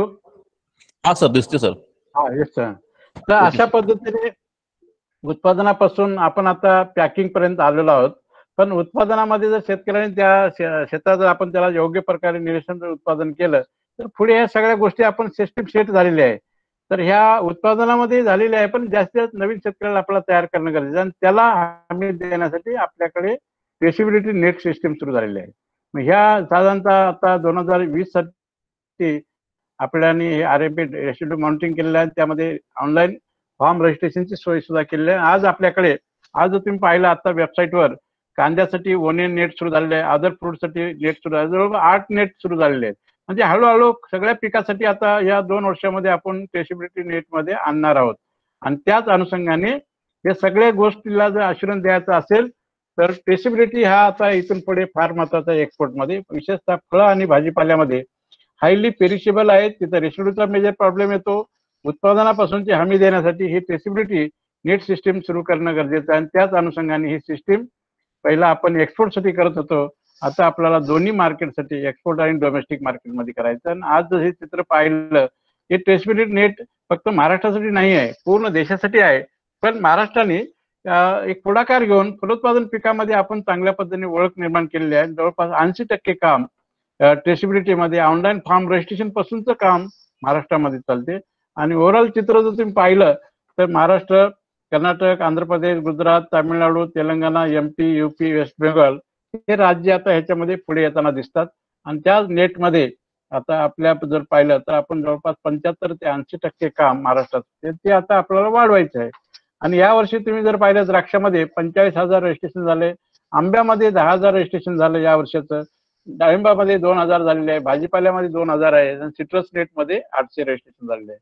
तर ह्याच्यामध्ये आता आपल्याला सगळ्याच नेटमध्ये ज्या भागामध्ये जे पीक आहेत त्याचं नोंदणी करून आपली ट्रेसिबिलिटी ऑनलाईन मध्ये पुढे येणं गरजेचं आहे. आणि त्याच अनुषंगाने स्टेटने जे इनिशिएटिव्ह घेतलेले आहेत त्याच अनुषंगाने आपण आपलं एक वेगळी ओळख तयार केलेली आहे.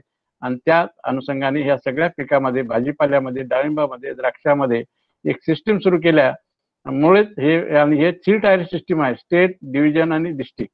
आणि आता तालुक्यापर्यंत पोहोचलेलो आहोत.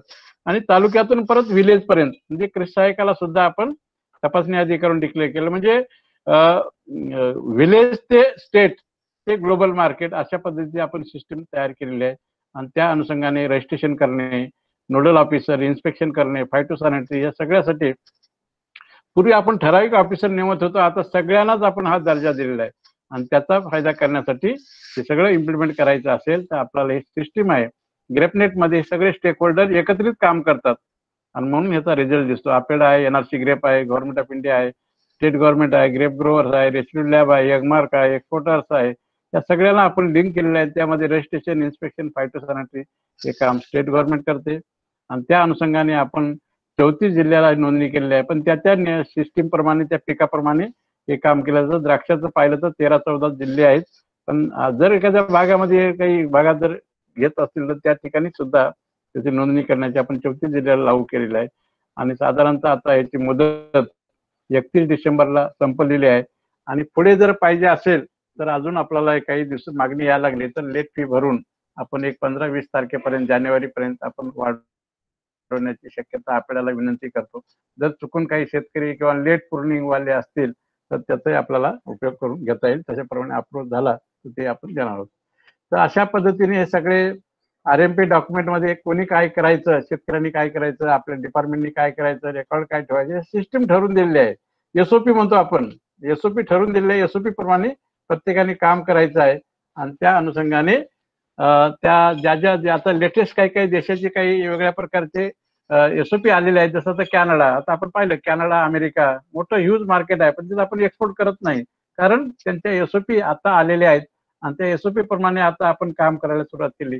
गेल्या वर्षी काही प्रमाणात बाय इयर आपला द्राक्ष झाला, तसं बाय सी सुद्धा, कारण खर्च कमी येतो बाय सी मध्ये, त्या पद्धतीने सुद्धा आता काम सुरू झालेलं आहे. आणि ते सगळं काम पुढे येण्यासाठी आपण मोबाईल ऍप लॉन्च केलेलं आहे आणि मोबाईल ऍपद्वारे फार्म रजिस्ट्रेशन ऑनलाईन करण्यासाठी आता हे सगळे नेट आपल्याला मोबाईलद्वारे मिळू शकतात. त्यासाठी शेतकऱ्यांना एकदा हा ऍप डाउनलोड करून देण्यासाठी गाईड करायचं, मदत करायची. आणि एकदा त्यांनी log in ID password register केला, पण त्यावर ज्याला रिन्यू करायचा आहे, काय नवीन काय आयडी एडिट करायचा आहे, तो आता घरी बसून सुद्धा करू शकतो आणि आपल्याला सुद्धा ते काम आपलं सोपं करता येते. म्हणून आज सगळीकडे ऍप हा कन्सेप्ट पॉप्युलर झालेला आहे.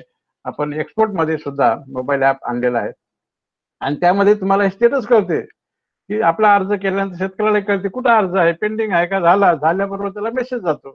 तसं शेतकऱ्याला मेसेज जातो, तसं गव्हर्नमेंट ऑफिसरला सुद्धा हे ऍपद्वारे ऑनलाईन काम करता येते, पेपरलेस वर्क करता येते. तुम्हाला सुद्धा वेगळं हे फक्त सॉफ्टवेअर डाउनलोड करायचं, log in ID password create करायची गरज नाही. जे डिपार्टमेंटने दिलेला आहे जिल्ह्याला, तोच लॉग इन आयडी पासवर्ड टाकला की तुमच्या मोबाईलवर तो ओपन होतो.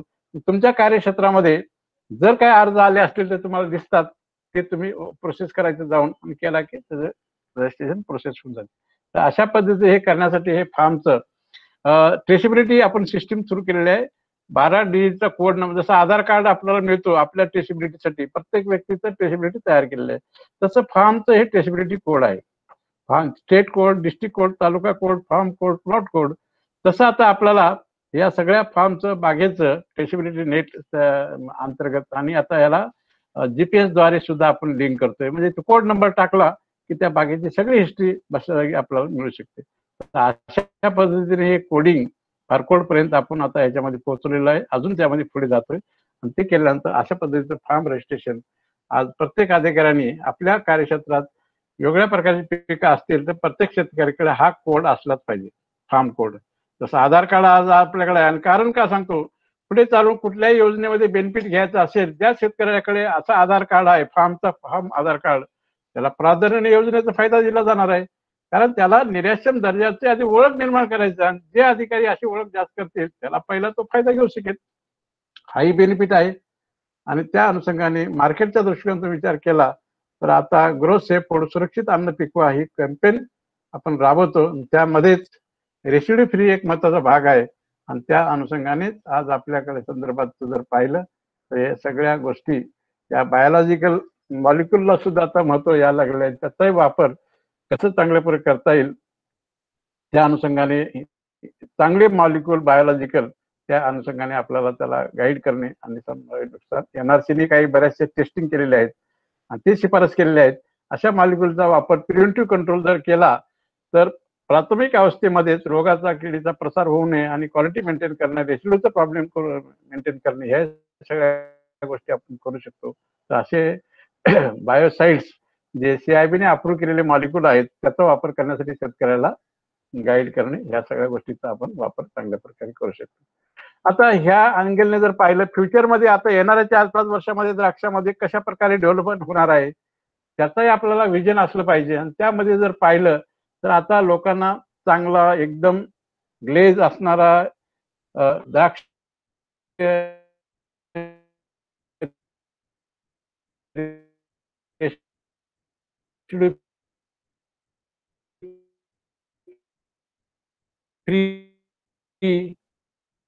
आणि चांगल्या प्रकारचे शेतकरी खूप मॅनेजमेंट आहे, वॉटर मॅनेजमेंट आहे, प्लांट प्रोटेक्शन आहे, सगळ्याची सांगड जरी घातली व्यवस्थित, प्रुनिंग टेक्निक आहे, सगळ्या जे आलेले आहेत, स्प्रेइंग टेक्निक आहे, ह्या सगळ्या गोष्टीचे सांगड केले तर असं उत्पादन आणि ते हे सगळं निर्यातक्षम दर्जाचं उत्पादन थिनिंग चांगल्या प्रकारे करणे. आता तर काही नवीन व्हरायटी आहे, थिनिंग करायची गरज नाही, चांगल्या आरासारखी व्हरायटी इम्पोर्टेड आहे, त्याचे आता उत्पादन आपल्याकडे यायला लागले.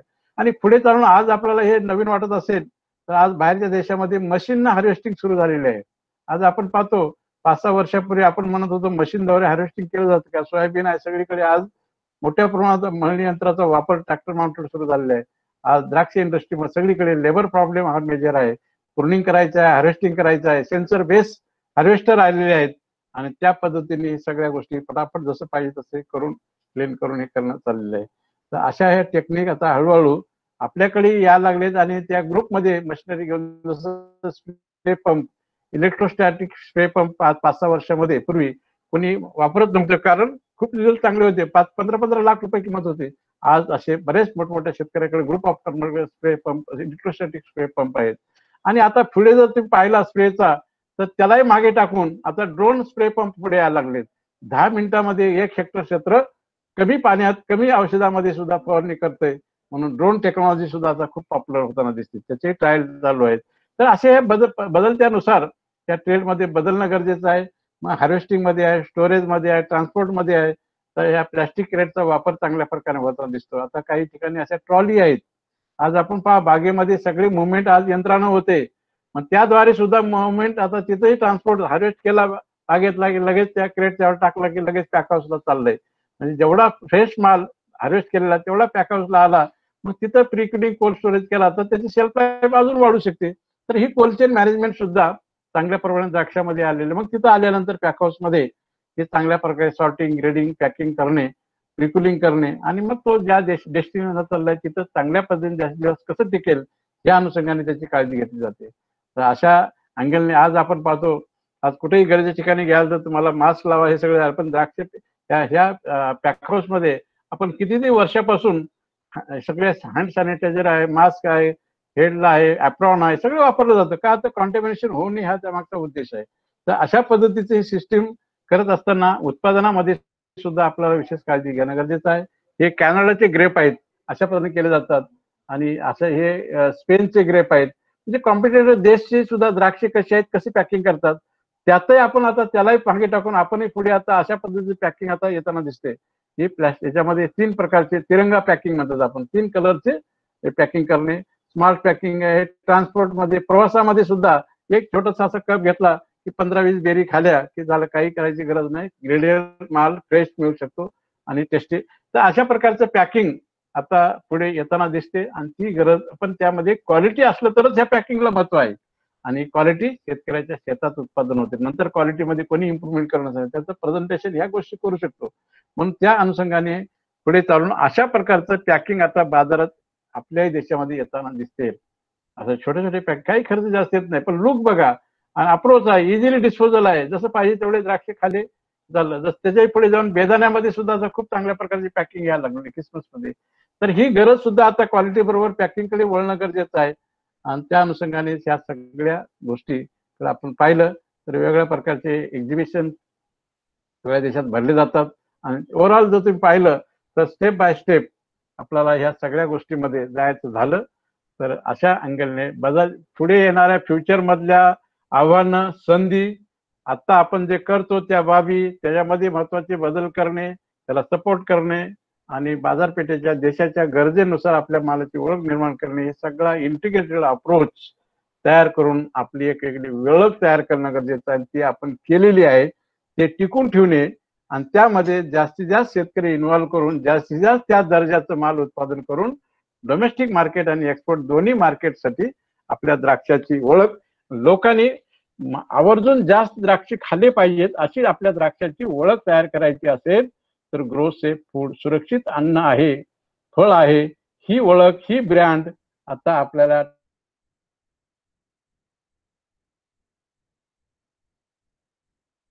करते. आणि त्याच अनुषंगाने जर पाहिलं तर ओव्हरऑल अशा पद्धतीचं द्राक्षामध्ये चित्र आहे. आणि त्या अनुषंगाने आता हंगाम सुरू झालेला आहे. त्या बदलत्या सुद्धा चालू असलेल्या हंगामाप्रमाणे आता आपण थोडी ह्या स्ट्रॅटेजी प्रमाणे शेतकऱ्यांना गाईड केलं. काही शेतकऱ्याकडे नॉलेज आहे, ते नॉलेज घेऊन त्यांच्याकडून नॉलेज आहे, वेगळ्या ठिकाणी नॉलेज, करेक्ट नॉलेज घेऊन तो नॉलेज प्रसार करणे, लोकांना अवेअर करणे आणि येणाऱ्या सीझन मध्ये जी काही अपॉर्च्युनिटी आज मोठ्या प्रमाणात उपलब्ध होते ती इनकॅश करण्यासाठी आपल्या आपल्या भागातला माल जास्तीत जास्त निर्यातक्षम दर्जाचा कसा उत्पादन होईल, निर्यात कशी होईल आणि त्याद्वारे परकीय चलन देशाला कसं मिळेल, या अनुषंगाने जर सांघिक सगळ्यांनी प्रयत्न केला तर याही सीझन मध्ये आपण 3 ते 4 लाख मेट्रिक टन द्राक्ष एक्सपोर्ट करून 3000 कोटीचं परकीय चलनाचं नियोजन किंवा टास्क सुद्धा आपण कम्प्लीट करू शकतो. त्या अनुषंगाने भारत सरकार, राज्य शासन, सगळ्या पणन मंडळ सगळे आता त्या अनुषंगाने मदत करायला पुढे येत आहेत. आपलाही रोल महत्वाचा आहे, कारण आपला रोल उत्पादनापासून ते फायनल सर्टिफिकेशन दोन्ही ठिकाणी आपला रोल महत्वाचा आहे. म्हणून या सगळ्या ह्याच्यामध्ये कृषी विभागाचा, फलोत्पादन विभागाचा महत्वाचा दुवा आहे. तो दुवा आपल्याला सक्षमपणे पूर्ण करून आपली ओळख निर्माण करणे, आपल्या भागातल्या शेतकऱ्यांना द्राक्षाच्या प्रमाणे इतर पिकामध्ये सुद्धा तयार करणे हा खरा टास्क आहे. आणि आताच या वर्षी 2021 हे वर्ष फळ आणि भाजीपाला वर्ष म्हणून साजरा केला जाणार आहे. ह्या फळ आणि भाजीपाला वर्षामध्ये खरी मागणी कोणती आहे तर रेसिड्यू फ्रीची आहे. आणि रेसिड्यू विषमुक्त फळं आणि भाजीपाल्याची आपण ओळख निर्माण करून ब्रँडिंग करून विकायला लागलो, तयार करायला लागलो, शेतकऱ्याला गाईड करायला लागलो, निश्चितच 4 पैसे शेतकऱ्याला मिळतील. ती मिळवून देण्यासाठी तुम्ही मदत कराल एवढी आशा बाळगतो. धन्यवाद. धन्यवाद सर. तर सरांनी आज या ठिकाणी निर्यातक्षम द्राक्षांचे मानांकन व ग्रेपलेट प्रणाली, संकल्पना व मोबाईल ॲपचा वापर याची सरांनी सर्वांना चांगली आणि सोप्या भाषेमध्ये माहिती दिली. तसेच द्राक्ष एक्सपोर्ट करताना येणाऱ्या अडचणी ह्याविषयी सरांनी सविस्तर आपल्याला माहिती दिलेली आहे. तर सरांचं मी रामेती संस्थेच्या वतीनं तसेच प्राचार्य पाटील सर यांच्या वतीनं सरांचे मी आभार व्यक्त करतो. तत्पूर्वी कुणाला काही शंका असल्यास आपण जरूर विचारा, सर त्या शंकेचं निरसन करतील.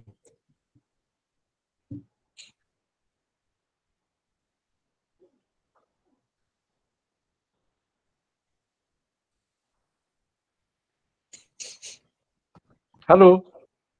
हा सर. हा, काय आता रजिस्ट्रेशन मध्ये अडचणी आहेत का, कशात काय, कोणाचे फीडबॅक आलं पाहिजे किंवा एखाद्याने चांगलं काम करत असेल तर त्यांनी शेअर करावं की माझ्या भागामध्ये मी अशा प्रकारे, जसं सांगलीचं उदाहरण सांगता येईल. सांगलीमध्ये चांगले कॅम्पेन घेऊन आपल्याच कृषी विभागाने शेतकऱ्यापर्यंत जाऊन पब्लिसिटी केली, रजिस्ट्रेशन करून घेतलं. एक चांगलं अभिमानास्पद काम केलेलं आहे. साताऱ्यामध्ये दोन्ही जिल्ह्यामध्ये खूप चांगल्या प्रकारे काम केलेलं आहे. आम्ही प्रत्येक इतर जिल्ह्याला सांगत असतो की तुम्ही सांगली आणि साताऱ्यासारखं काम करा. आणि रामेती सुद्धा पुढाकार घेऊन आज अशा प्रकारचे ऑर्गनाईज करते. अशी टीम वर्क आहे. या सगळ्याचं टीम मधूनच रिझल्ट मिळू शकतो. तर तशा अँगलने अजून काही नवीन नाविन्यपूर्ण कोणी काम केलं शेअर करा, नाही तर करायचा प्रयत्न करा. हा, तेच म्हणजे जे सांगलीमध्ये आता जे लोक जॉईन आहेत, तुमचा अनुभव सांगा की तुम्हाला शेअर करा ना. तुला आम्ही तुमचा अनुभव आम्ही वेगवेगळ्या प्लॅटफॉर्म मध्ये सांगू, लोकांना वरिष्ठापर्यंत पोहोचू, हे अशा प्रकारे करतायत. आता मध्ये मी दूरदर्शनवर कार्यक्रम झाला ग्रेपचा, त्यावेळेस तुमच्या भागातले फोटो शेअर केले दूरदर्शनवर सगळीकडे. हे बघा आमच्या विभागाच्या कृषी विभागाने अशा पद्धतीने शेतकऱ्यापर्यंत जाऊन संपर्क साधून शेतातच तिथं फॉर्म भरून इन्स्पेक्शन करून रजिस्ट्रेशन कसं केलं. दूरदर्शन फोन इन कार्यक्रमातून आपण सगळी माहिती सांगलीची सगळ्या राज्यातल्या लोकांना उपलब्ध करून दिली, खास उल्लेख करून. बरोबर. कुणाला काय शंका आहे का? झालं होतं. बोलायला पाहिजे, आपली मंडळी बोलत नाहीत. हो, आपली मंडळी बोलत नाहीत याचा अर्थ होतो की त्यांनी सगळं समजलेलं आहे. काम करतात पण बोलण्यामध्ये मागे आहेत.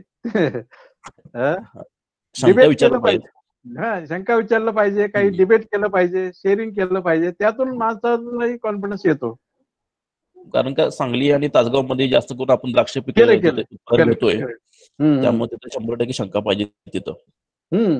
किंवा शेतकऱ्यांचे काही फीडबॅक आहेत का, या सिस्टीम मध्ये काही बदल करणं गरजेचं आहे का. आम्हाला तो फीडबॅक मिळाला, आम्ही त्यात बदल करून आपल्याला सांगून अजून युजर फ्रेंडली करू ही सिस्टीम. पण हे ऍक्च्युअल काम करताना तुमच्या अडचणी आमच्यापर्यंत येणं गरजेचं आहे. आपण दरवर्षी अपडेट करतोच आहोत या ज्या काही अडचणी आल्या, म्हणून तर युजर फ्रेंडली सिस्टीम यायला लागली. ह्याच्यात जर बदल केला नसतं तर आपण एवढं काम इफेक्टिव्ह करू शकलं नसतं.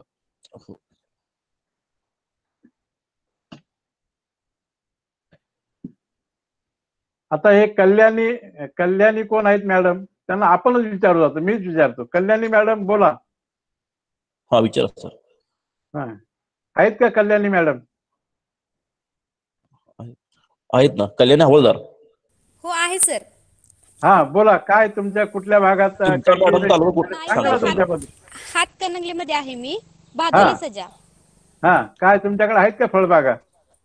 नाही सर, आमच्याकडे ऊसाचं क्षेत्र जास्त आहे. बर भाजीपाला आहे का? भाजीपाल्याचं पण कमी आहे, सोयाबीनचं आहे जास्त. अजून काही भेंडी, मिरची, काही काकडी, काहीच घेत नाही, कारलं काहीच घेत नाही, भाजी आहे सर, पण कमी आहे क्षेत्र. कमी आहे, पण त्यातले 10-12 शेतकरी तयार करा व्हेज नेट मध्ये. आज जवळपास 45 प्रकारचे भाजीपाला आपण व्हेज नेट मध्ये आणलेला आहे. व्हेज नेटचा ते प्रचार करा तुम्ही तिथं. हो सर, हो हा सर, हो सर, हा हो सर, त्याच्यावरती नक्की व्हेज सर. व्हेज करा. त्याच्यानंतर अजून कोण आहे इकडे? अनिल पाटील कोण आहेत? अनिल पाटील आहेत ना, अनिल पाटील. बोला. आपला माईक चालू करा.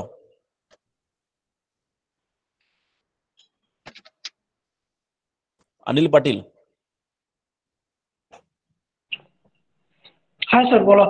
हा बोला बोला, सांगा ना तुमच्याबद्दल काय माहिती आहे. तालुक्याचं नाव सांगा, तालुक्याचं नाव सांगा आणि तालुक्याच्या पिकाची माहिती सांगा. कोणती तुम्ही पिके एकत्रित सांगा. आहे कुठं? शिराळा, सांगली जिल्ह्यामध्ये. हा सांगलीमध्ये. हा काय हा. तुमच्याकडे काय मताचं पीक कोणतं आहे? भाजीपाला आहे ना 32? भाजीपाला तर कमी प्रमाणात आहे. राईस मग मध्ये आहे काय? Rice rice non basmati rice आहे ना? बासमती आमच्याकडे लोकल भात आहे. यावर्षी आपण नॉन बासमती राईस, बिगर राईस जे आहे ना, त्याचं आपण आता खाली परिपत्रक काढलेलं आहे. तसे शेतकरी आयडेंटिफाय करा. निर्यातक्षम दर्जाचं भात उत्पादन करण्यासाठी क्लस्टर तयार करणे, त्याची नोंदणी करणे, हे काम सुरू केलं यावर्षी आपण भातासाठी. सर करतो की. ठीक आहे. हा ते परिपत्रक दिलंय आम्ही तुम्हाला. जर मिळालं नसलं तर मला व्हॉट्सअप करा, मी तुम्हाला पाठवतो. सगळे फॉर्मॅट हे दिले, ते जिथं जे आपल्याकडे आहे त्याच्यात तरी काम करायला सुरुवात करा तुम्ही. बरं, आता हे भात झाला, इकडे भाजीपाला झाला. आता हे कमलेश कोण आहेत? कमलेश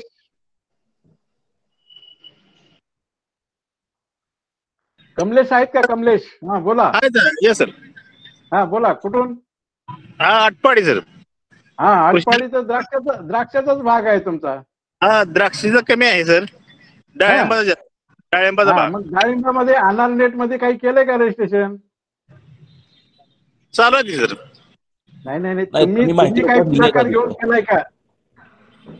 हा सर, आटपाडीमध्ये द्राक्ष डाळिंबामध्ये अनार नेट झालेत की सर. तुमचे झालेत का तुमच्या कार्यक्षेत्रातले? ते सांगा, नसेल तर करा. हा हा हा हो ओके सर. हा बरं. त्याच्यानंतर इकडे दीपाली खाडे. चालू करा. दीपाली खाडे बोला.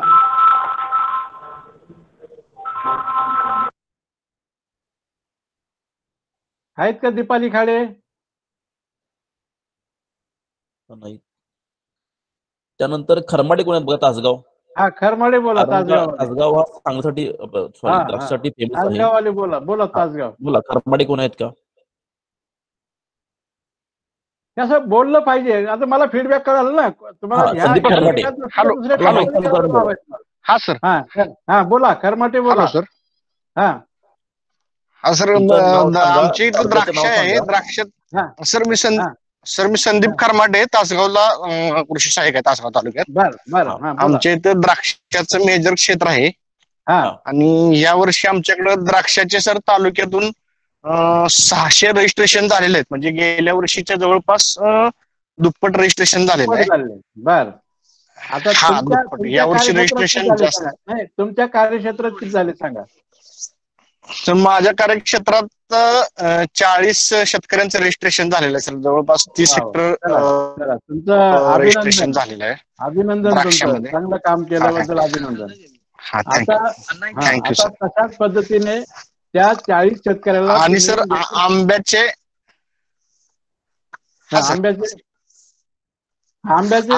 पण नाही करायचे आहेत. ते शेतकरी एक इच्छुक आहेत आमच्याकडे. म्हणजे त्यांचा एक 10 एकर आंबा आहे. करा ना, करून घ्या. बरं, आपल्या आज जे उपस्थित आहेत त्या सांगली जिल्ह्यामध्ये आपल्या आज जे उपस्थित आहेत त्यामध्ये पानवेलीचे मळे कोणाच्या कार्यक्षेत्रात आहेत? पानवेल, खाण्याची विड्याची पानं. पानवेल सर मेजर आता सध्या परिस्थितीत फक्त मिरज तालुक्यातल्या काही गावांच्या मध्ये ते पानमळे आहेत. मग आता मिरजचं कोणी आहे का? नाही, मिरज तालुक्याचं कोणी आहे का रिप्रेझेंटेटिव्ह इथं? हा नमस्कार सर. सर हा सर, माझ्या हेडक्वार्टर मध्ये पानमळे आहेत सर. हा, तर आता तुम्हाला रिक्वेस्ट आहे, पानमळ्याचं रजिस्ट्रेशन करून घ्या तुम्ही. तिथं बिटल नेट मध्ये जाऊन त्याचे अर्ज, हे द्राक्षासारखंच करायचं आहे. बिटल नेट फॉर्म भरून घ्यायचं, नोंद केली ना, त्या शेतकऱ्याला चांगले व्यापारी मिळू शकतात. हो सर. म्हणून आता ते अर्ज त्या साईटवर जायचं, अर्ज भरून घ्यायचं, त्याचे पानमळ्याची शेतकऱ्याचं नाव कधी लागवड केली एवढी माहिती भरलं की सर्टिफिकेट जनरेट झालं. ओके सर, तुमची ओके. ओळख तयार झाली. ही राजूची ओळख काय देशामध्ये सुरू होईल की राजू या व्यक्तीने राजपूतने एवढे पानमळे रजिस्टर्ड केले. आज आपल्या राज्यामध्ये फक्त एक शेतकऱ्यांनी रजिस्टर्ड केलेला आहे, हे बुलढाण्याचं केलेलं आहे. सांगलीमध्ये करा तुम्ही. परवा मी अग्रवालमध्ये बातमी वाचली की आता हार्वेस्टिंग चालू झालेलं आहे. होऊ दे ना, चालू आहे सर. रजिस्ट्रेशन करा. तुम्ही इतर पिकाचं केलं असेल तर पानमळ्याचं तुमच्यासाठी खास उपयोग होईल तुम्हाला. हो. हा करा. काय अडचण आली तर मला फोन करा, तुमचे मी रजिस्ट्रेशन करून द्यायची जबाबदारी घेतो. हा प्लीज सर, मोबाईल नंबर सांगा सर प्लीज जर. आता मोबाईल नंबर तुम्ही साहेबाकडून घ्या आणि पहिला माझं जो प्रेझेंटेशन तुम्ही पहिल्या स्लाइडला होतं तिथं होतं सगळं. शोधा आता माझं गुगलवर टाका, माझं नाव सगळं मिळते तुम्हाला. शोधा तेवढं आता माझं नाव. घ्या काढा कुठून तरी. हा घेतो सर, घेतो. करायचं पानवेलीचं. ओके करून घेतो सर. ओके. हा चालेल चालेल. चला तुमचा मला काय करा, नंबर घेऊन मला व्हॉट्सअप करा. ते सगळे पानमळे आपण रजिस्ट्रेशन करून आणि मोठी बातमी देऊ पेपरमध्ये की या भागामध्ये ह्या अधिकाऱ्यांनी पानमळ्याला एकत्रित आणून नोंदणी करून बिटल नेट मध्ये रजिस्ट्रेशन केलं. Yes sir, yes sir, yes sir, yes. चालेल. अजून काय कोणाला? सरांचा नंबर मी चॅट बॉक्स मध्ये नमूद केलाय. आणि मला राजू राजपूतचाही नंबर मला शेअर करा. हो सर. म्हणजे त्यांचे आपण पानमळे सगळे रजिस्ट्रेशन करून घेऊ आपण युद्ध पातळीवर. Okay sir. कारण ज्या भागात जे आहे त्याला प्रेरणा दिलीच पाहिजे ना. हो हो. आणि पुढे चालून जर 100-200 जर पानमळे रजिस्टर्ड झाले तर पानमळ्यासाठी वेगळी आपण एक वेबिनार घेऊ त्या शेतकऱ्यासाठी. ठीक आहे सर, चालेल. चालेल. बरं अजून कोणाला काय? आणि मग काय विचारा असेल तर.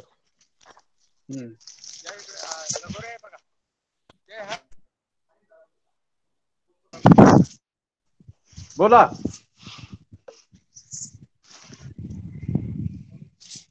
हॅलो. नाही सर, मला वाटते बहुतेक शंका संपल्या त्यांच्या. हो हो चालेल, काय हरकत नाही. तर सरांचं पुन्हा एकदा आभार व्यक्त करतो की सरांनी थोडं सेवा देऊन आम्हाला याविषयी माहिती दिली. सरांचं राजनीती कोल्हापूर वतीनं सरांचं मी आभार व्यक्त करतो.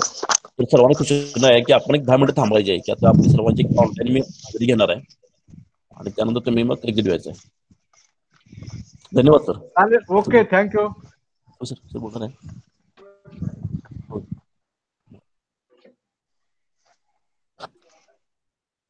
Hello sir. हा मी ठीक आहे, मी थांबतो इथं. नाही.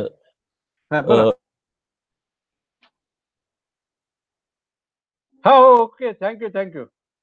हो चालेल चालेल. बर चालेल, काय हरकत नाही. परत रामेती आणि सर्व प्रश्नांचा धन्यवाद. नवीन वर्ष शुभेच्छा आणि यावर्षी चांगलं काम करण्याचे संकल्प करूया. धन्यवाद. Okay.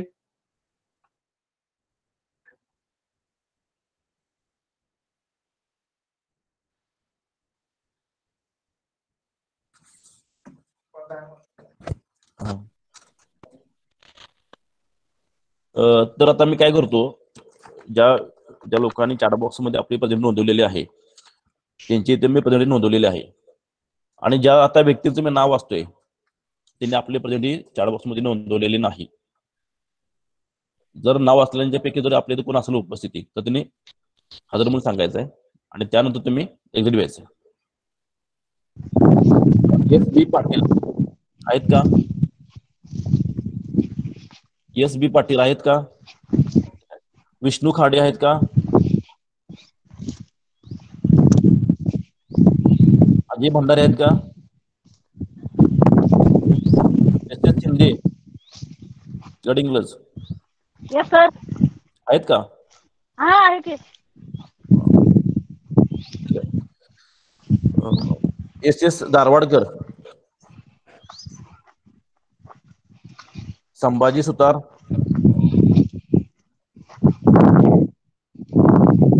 RB. Mahendrakar, V T. Jagtap, Mahendrakar present sir. V S Mane, sorry S V Mane, S V Mane, K R Gaikwad, S M Birajdar, Suhas Yadav, Rajendra Sable, V S Mane, N B Awatade, Nitin Maruti Shinde, Prakash Pawar, S S Kshirsagar, Rikesh Patil, नको. सुनील सोनवळकर आणि राजेंद्र लंगुटे. तर ठीक आहे, आता ह्यापैकी आता कोण नाही येतो उपस्थिती. आता ज्या लोकांची मी नाव वाचलेली नाही आहेत त्यांची उपस्थिती ऑलरेडी लागलेली आहे. तर सर्वांनी पुन्हा पुनरावृत्त जॉईन व्हायचं आहे. आता आपण जर एकदा तर चालतंय. धन्यवाद सर्वांना.